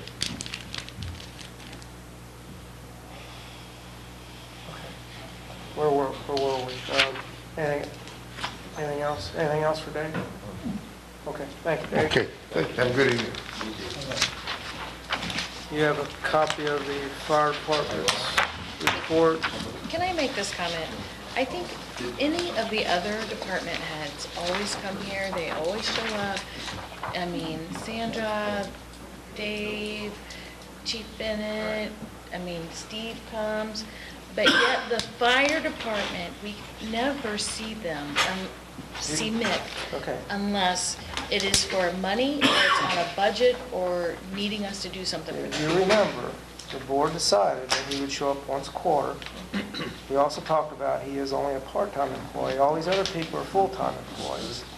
He's only a part-time employee, and I know that he could show you that he easily gets in the amount of hours that we're paying him to be a part-time employee. So, I mean, we've been through this discussion already. When's the last time he's been Well, but we here? could also ask him to come, and we never have, so. I mean, if you want him, I'm sure he will. Well, and the reason I bring it up is because you guys had your meeting, and with the fire department and the committee, and, He's not on the committee. but he's,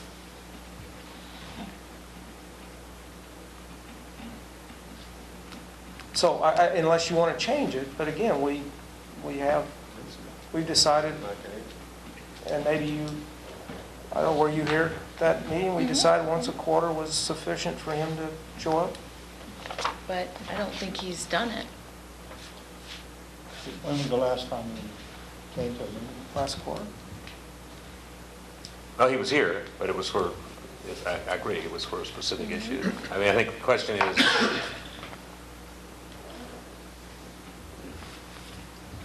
where are we? October, November, December. So if he came to a meeting in October, that would be like last quarter, and again in January. So I'll ask you. But he hasn't, so far this year, he hasn't been to any staff report meetings. He's been for other reasons. I will ask him to be at the second meeting in October, which would be the report. Okay. And maybe he just needs a little reminding, Eric?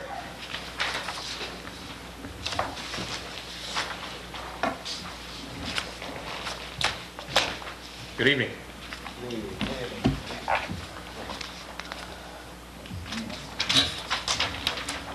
there anything on your report you'd like to highlight? We're having our Cops That Cook pancake benefit in the morning. It'll be, I think they start serving at 6 o'clock, so It's $5 tomorrow, $4 today if anybody wants a $1 discount. So as far as business is concerned, everything is going as well as can be expected. We're still a couple officers down. We have extended a conditional offer. Obviously, still has some testing and some other things to go through, but hopefully getting the ball rolling on that. And I think all the facilities and everything are as good as can be expected.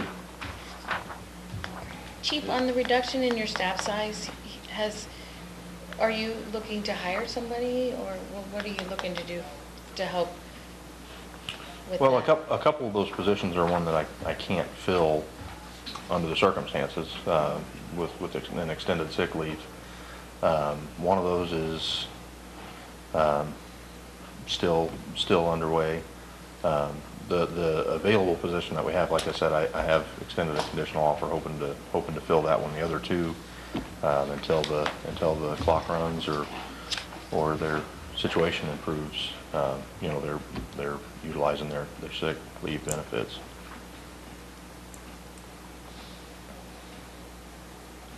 Yeah, we should just encourage people to come out tomorrow for the. Yeah, absolutely. That Sunday actually. For the bikes and badges. Mhm. Saturday is project graduation. The project graduation. That's it. Correct. I'm sorry. What's on the menu? Pancake, sausage, and orange juice. All the proceeds from that go to benefit the Reading Express, which is a fantastic organization that gives kind of like a book of the month club for any child in the county that's interested in that. I know that they always appreciate the support, so everybody is welcome to come out, as Alderman Zerwig, or Alderwoman Zerwig pointed out, I should say. Saturday will be the project graduation benefit at the KC Hall that will go to benefit the high school's project graduation, and this year it's actually a combined effort with St. John and Valley, so it should be a pretty good turnout. I know that they would appreciate any support. And as Alderman Stupi pointed out, Sunday is the Bikes and Badges rally for backstoppers. It leaves Munganast in St. Louis. They ride the bikes down and take up Market Street and converge on the Lions Club Park, and it's a really good event. They have food and beverage and usually live music, and it'll be a good time. Jim Akins will be playing.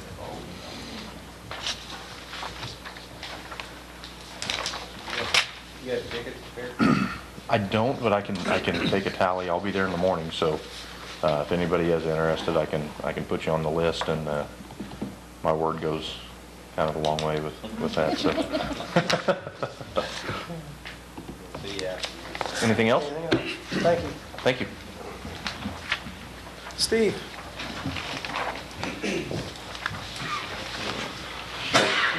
Thank you, Mayor. Thank you, Board. Couple things. What's that? Go ahead. You got something? Couple things I wanted to touch on was out here on Portage Street. We've always been unable to find the manhole at the end of that line due to the construction out there now. It was uncovered and we were able to raise it up to grade. It's been poured into the new concrete now. So. Good. Do you have to do any work for that manual? Or, like, don't you seal them up or whatever? This was the end of the line. It's a standpipe. The top of it was damaged by a track hoe. So we replaced the top of it and fitted it with a new manhole lid and frame. You say there's only 88 meters left in the whole system. Is that commercial, residential? Yes, and there's less than that now. So. And we do have enough to do the whole system, right? We do Yes. have enough to do everything. Yes, there may be a 2-inch meter that we won't have in stock, Sure. but other than that, we will have enough. Great. Are you still having any problems up in the northern side of town with blockages and things stopping up the lines? By the parks? No, we haven't experienced any, no. In a while? I think the water pipe seal, connectors, these steel pipe connectors, is this something that's been on there for a while that's been using up there leaking? existing, or, Yeah. or is it a new one you're putting on that maybe it's not? No, these are on the modules on the UV system. There's a module for each set of bulbs. These are original equipment. Okay, and moisture's building up on them. They're not. All you have to do if it does build up moisture. If you catch it before it damages the equipment inside the module, you can just replace the seal tight connector in the conduit. If you don't catch it in time, then it gets in there and fries the circuit board. All right, you guys are watching that pretty close. Yeah, we've went through each and every module. The only thing I got is, it's in the high 800s on Market Street, that manhole's still clanging in front of Mrs. Balsam's house. I Yeah. did it tonight again, and it banged pretty hard. Yeah, I've ordered a sealant that'll go around underneath that lid to quiet it down. When that comes in, I'll have it installed. I'm sure she's getting tired of listening to it all night. She says it scares her Well, I don't think. at night when it goes on. All right, thank you. Any community reports? Okay. We already talked about the meeting we had last night, so.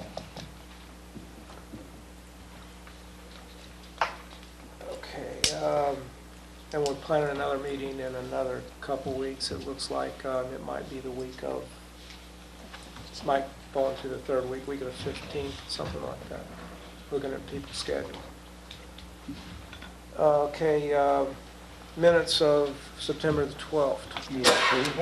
Second. All in favor? Aye. Opposed? Financial report for August. Yep.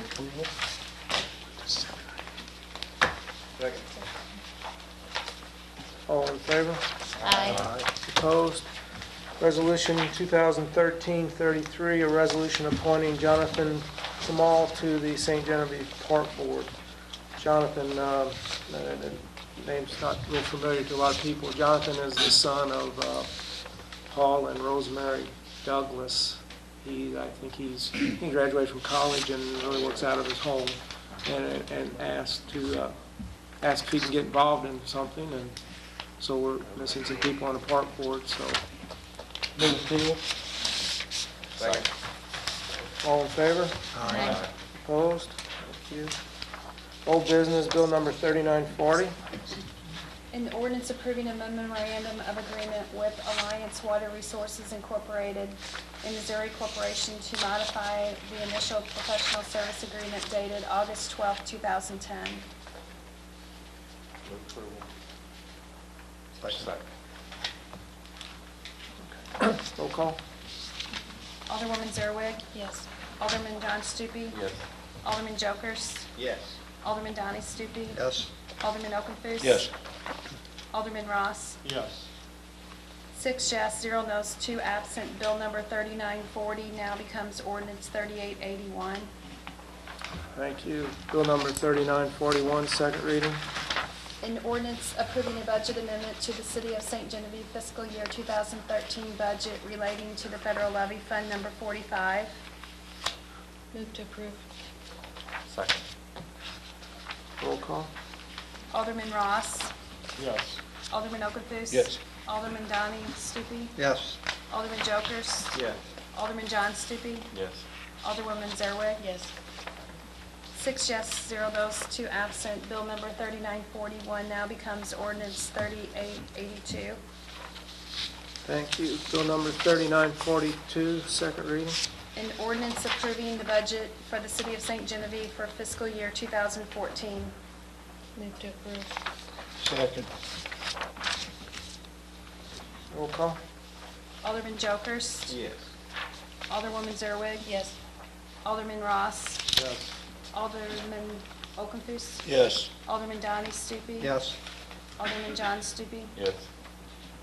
6 yes, 0 no's, 2 absent. Bill number 3942 now becomes ordinance 3883. Okay, thank you. New business, bill number 3943, first reading. An ordinance authorizing the mayor to enter into a lease agreement with St. Genevieve Veterans of Foreign Wars, post number 2210. Move approval. Second. All in favor? Aye. Opposed? Or go ahead and do a second reading. Move to second read. Does it need a second read? Move to second read. Second. Okay. All in favor, second reading? Aye. Opposed? Okay, second reading, bill number 3943. An ordinance authorizing the mayor to enter into a lease agreement with St. Genevieve Veterans of Foreign Wars, post number 2210. Move approval. Roll call. Alderman Ross. Yes. Alderman Okenthus. Yes. Alderman Donnie Stupi. Yes. Alderman Joseph. Yes. Alderman John Stupi. Yes. Alderwoman Zerwig. Yes. 6 yes, 0 no's, 2 absent. Bill number 3943 now becomes ordinance 3884. Thank you. Bill number 3944, first reading. An ordinance of the City of St. Genevieve, Missouri, authorizing the mayor to execute a contract for professional engineering services for water main replacement with Cochran Engineering of Union, Missouri. All in favor of first reading? Aye. Opposed? Okay. Public comments. Anybody like to address the board? Yes, sir. Good evening. Sorry for when I dressed. It's okay. My name is George McCain. My daughter and I just opened up a sandwich shop, M&M Sandwich Shop and More. Last month I started working on it, and then it seems like I've had problems from the city. I asked them to turn on my water. They said no. They said first the building inspectors got to inspect it. Then they said, well, the health and partners had to inspect it. So I was carrying jugs of water back and forth, just do the cleaning, the mopping, washing the walls. Then when the health inspector came in, he was checking everything. He checked the water. He said, where's your water? So I told him, I said, the city told me that you have to inspect it first. He said, how are you supposed to clean? I said, exactly. So today I had a run-in with Jimmy Jones, the building inspector. I was at the store. He came in and he started crawling all over my manager, a female, bullying her. Well, he's not supposed to even be open. He don't even have a business license. I turned it in 2.5 weeks ago, almost 3 weeks. He said, well, you need to have an overhead sprayer system. I've got a fire extinguisher. I've been on fire departments before. I had Tim Fleeg when I was on Zell. He came up there. I said, will this fire extinguisher work? He said, yes, for a grease fire. When Jimmy Jones sat down with me because he wanted to talk about fire codes for a building inspector, I said, I am going to have a K5 put in. He said, what's that? I explained it to him. Then he had to read. Oh, yeah, well, here it is. Well, I called him up, left a message. I said, can you please come back up here and talk to me? Well, he called me and he's, well, I'm not going to argue with you. I said, I got a fire extinguisher that will put a fire out, the grease fire. I said, when I get my K5, I said, I'm going to also put one in the dining room. I said, I got smoke detectors up. I got a CO detector. He said, well, you don't even have a business license. He goes, I'll come up there and shut your water off. I said, fine. I said, I will go to the paper with this. Now, it seems like I have nothing but problems from the city. I give the city, police department, St. Genevieve County Sheriff's Department, and the ambulance district 50% off on all their meals. I'm trying to make a difference. I'm trying to help them out. But I have had nothing but problems. I was going to give the city workers 50% off. But so far I've been listed as a nuisance because I gave some girls some flyers. I asked them, can you please go to the businesses and talk to the owners and let them know we're going to be opening up a sandwich shop. Well, they accidentally hung some up on poles. They didn't know. 18-year-old girls. My daughter's friends. So they sent it back, which, okay, fine. I called Brenda. I apologized to her. Then all of a sudden now I have a problem with Jimmy Jones. Now, he sat there and he said, well, you know more about this than I do, about the 10 codes. I said, yeah, I think I do. Now he wants to pull this, he wants to go jump on a female, but he wouldn't want to talk to me man to man. I'd like to know what is going on. First of all, I'd like to apologize.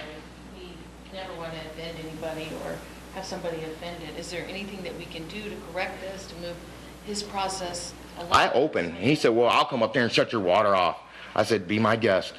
And is that our ordinance to not have, they have to wait to have their water turned on? That was a working restaurant prior to. Yeah, that's another thing I brought up to Jimmy Jones. I said, Missy was just in there not too long ago. I said, she did not have an overhead system. I said, and you passed her?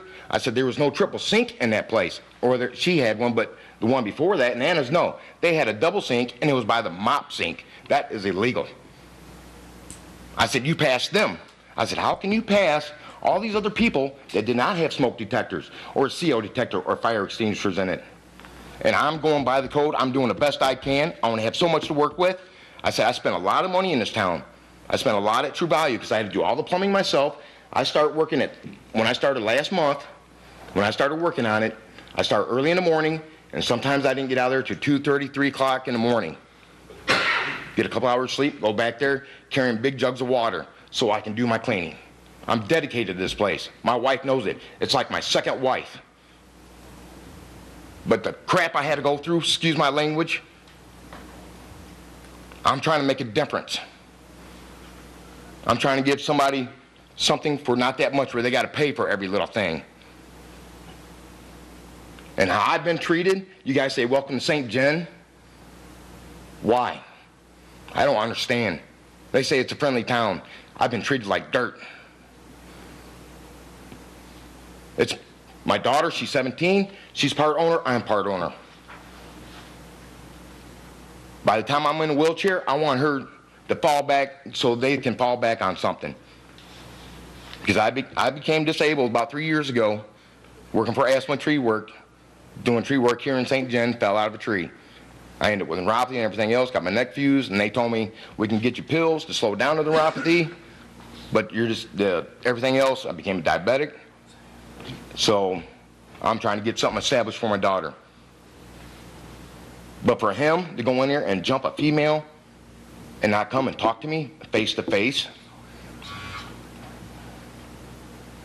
I'd like to know what's going on. I thought it was a friendly town. I've been treated like dirt. Like I said, I'm trying to help the officers out.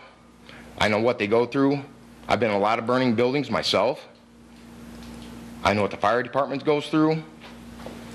If the fire department orders, I give them a break. If the school orders, I give them a big break. And this is how I'm treated, my daughter and me.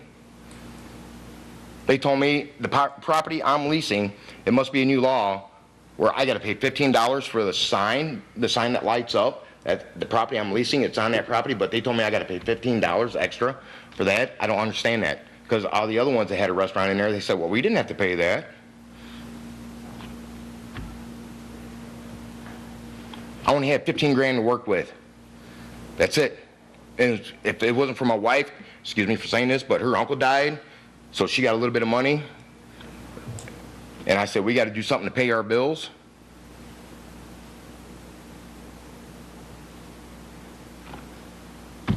I'd like to know why. I mean, he didn't even know what a K5 was.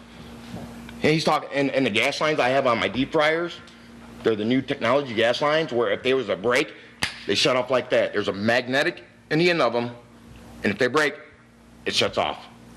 No fire. And I do have a fire extinguisher in that will put a grease fire out.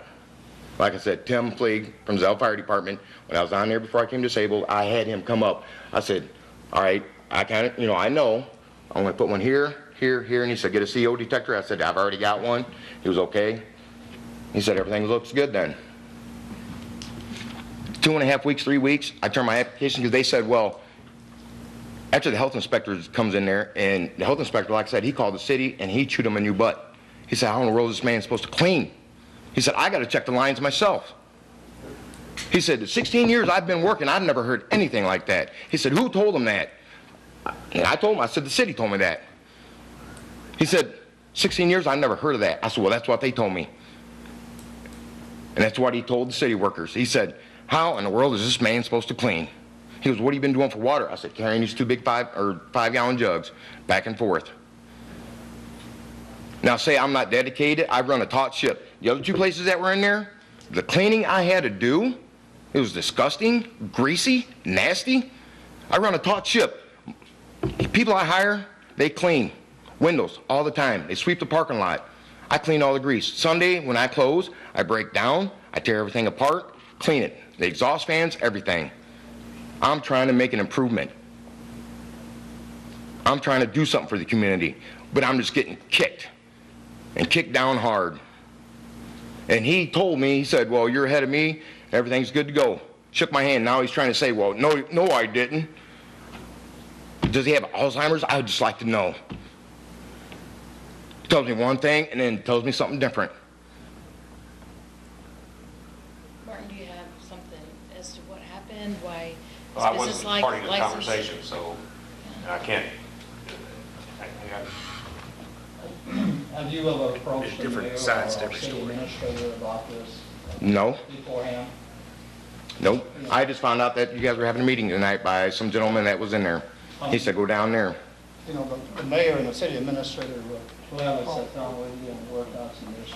Well, I just like him off my back. I like to have my city license, my business license. Well, we don't issue license to anybody. I mean, this is not my first rodeo. I've had other restaurants before. I got 7 years experience in restaurant business. So he doesn't have. I know the fire codes. I've been on many fire departments. And to work out a solution, and they will work with you. Who will? The mayor and the city Is there administrator. another restaurant in there with the guy? Well, apparently Jimmy Jones is not. Because for him to jump on a female like that, Well, he works for the city administrator. who Jimmy does? Yeah, but why? I don't understand. Why would he go in here and jump all over a female? I don't know. Yeah. But these are the Wouldn't you guys- get mad if he came in here and jumped all over you? Absolutely. Yeah. So now you know how I felt when he jumped over my employee. Did something different, what you said. He, like I said, he threatened to shut my water off. I told him, come on and do it. Which, that was earlier. 3 o'clock came, city workers go home, nobody hasn't come check my water off yet. And I did tell him I will go to the papers with it. I'm not gonna be bullied by somebody that's throwing their weight around. Like I said, I give I give them all 50% discount. Ambulance district, all of them. Okay, we're not, Martin did, we're not shutting not shutting your water off, and we'll get to the bottom of whatever the issues are. Martin will get to the bottom of them tomorrow, and we'll find out, by Monday, if there's what the reasoning was and why it was handled the way it was handled. I mean, it would be tough for any of us to make a comment. You certainly have heard your side of what had happened, and don't know that there's another side, but I sure would like to hear it. I've had an electrician in there because the stuff I bought, I know everybody gets away with chest deep freezes and stuff. No, I bought everything approved, and it's approved. It's throwing breakers. So I had an electrician in there. He rewired where we're going to put stuff. Let's put the ice maker on this one. We'll do this one on this one, so everything's on its own circuit. I've had an electrician in there. He's going to rewire the sign for me outside. Do you have time where you can come down and have a meeting with? Hun, I wish I did. I'm in that place from 7 o'clock. I didn't leave there until 2 o'clock this morning. Well, maybe they can come to you for a meeting. That'd be great. It's Chicago-style food. I'm trying, like I said, it's something different. And everybody that's coming in there, they love it.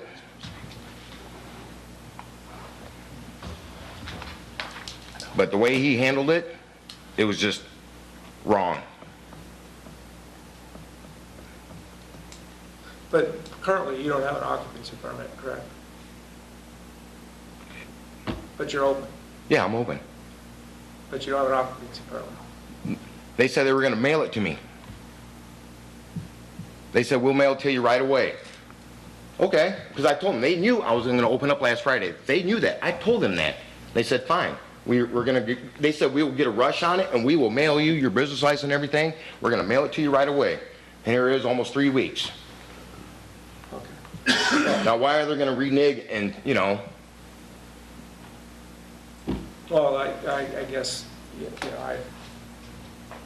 we'll be out Monday to talk to you, because that is not obviously not normal, and that's not normal practice that somebody would open without an occupancy permit. So there's obviously, again, I don't want to speculate, I don't want to guess, but I would think there's some reason that you don't have it yet. So we'll get to the bottom of it between tomorrow and Monday, and we'll be out to see it.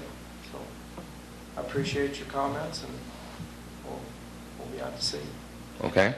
So you guys don't mind if I still stay open? I mean, We are not going to turn off your water. appreciate that. Like I said, I'm trying to help these guys. I know, you know, how hard they work and put their life on the line. I'm just trying to give them a break. That's all. Trying to give everybody else a break. We appreciate you as a business owner. Thank you. Mayor, the only thing I'm going to dovetail on, I was going to bring it up tonight. I've had 3 complaints about the nuisance letters on them yard signs, yard sales. And they told all 3 of them, take them down religiously. And they didn't appreciate the nuisance letter. When they didn't take down the sign. They took them down right away, but they still got a nuisance letter in the mail, and the one is highly offended, and I don't blame her. Did you get a copy of the letter? No. What's the ordinance? Well, you really can't put anything on. You can't put signs up. On No, nothing. we let That's the electric yard, companies. people have weekend yard sales, you know, and then every Monday, when it goes around town, and finds the ones that aren't there, they haven't taken down, or Tuesday, and people who didn't take them down. You're not supposed to put anything on I those would not because give anybody those are permission to owned put 'em by up. the No, electric but they've company. always done it. I know they agree have. to, but they've always have done it. Well, we're going to do sign ordinance.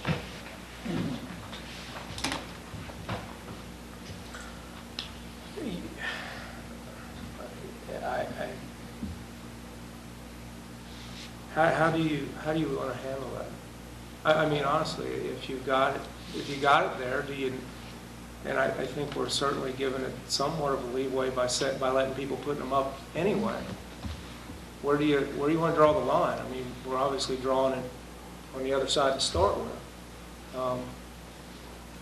If we don't do something, everybody's just going to leave them up. Now, should we call them? Should we? And what does the electric company say about, what they say you cannot put anything on the signs, on those? So who's responsible for those poles? We don't allow handbills or, you know, anywhere, whether it's on the electric poles or any other place. The policy of Citizens Electric, based on my conversation with the manager, is we don't allow them. I said, well, they're all over town. They go, yeah, I know, but you know, we don't permit it.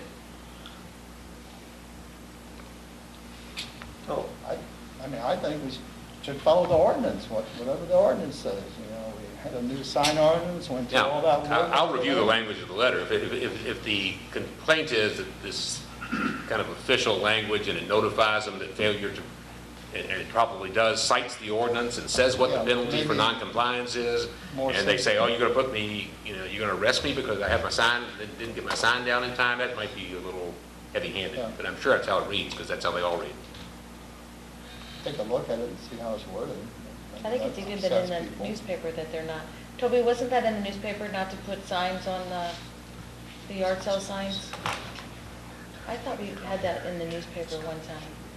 Put them up if you need to, but take them down before you get that line. But you have to follow your own Evidently, rules they're and sending your them to everybody laws. to even put a sign up, because they said they had them all down within 20 minutes after their yard sale's over with. I have no idea. If they're down before 8 o'clock Monday morning, we don't see them.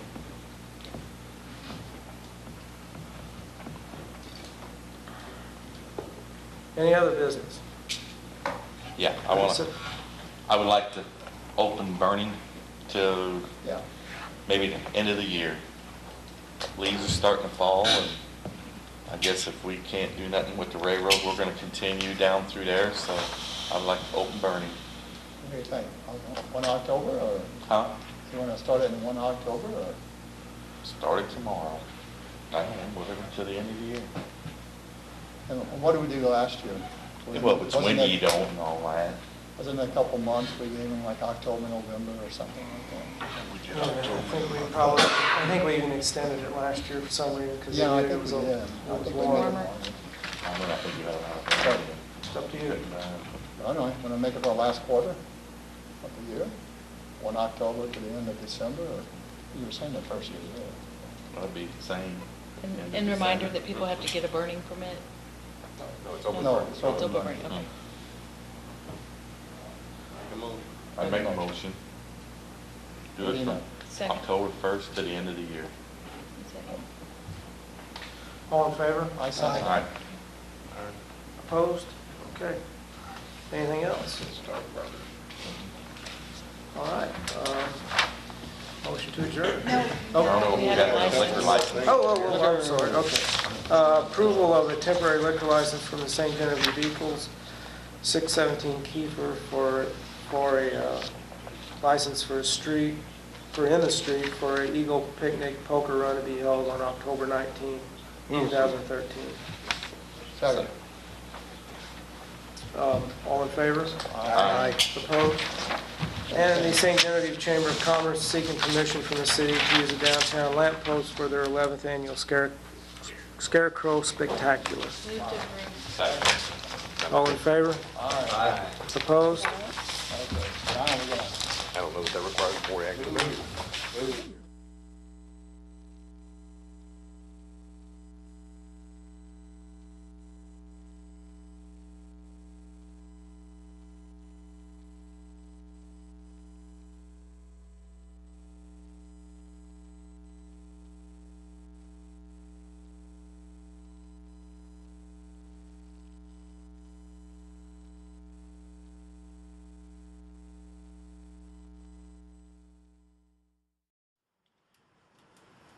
Hi, thank you for watching Channel 798. Thank you for watching Channel 7 and 98.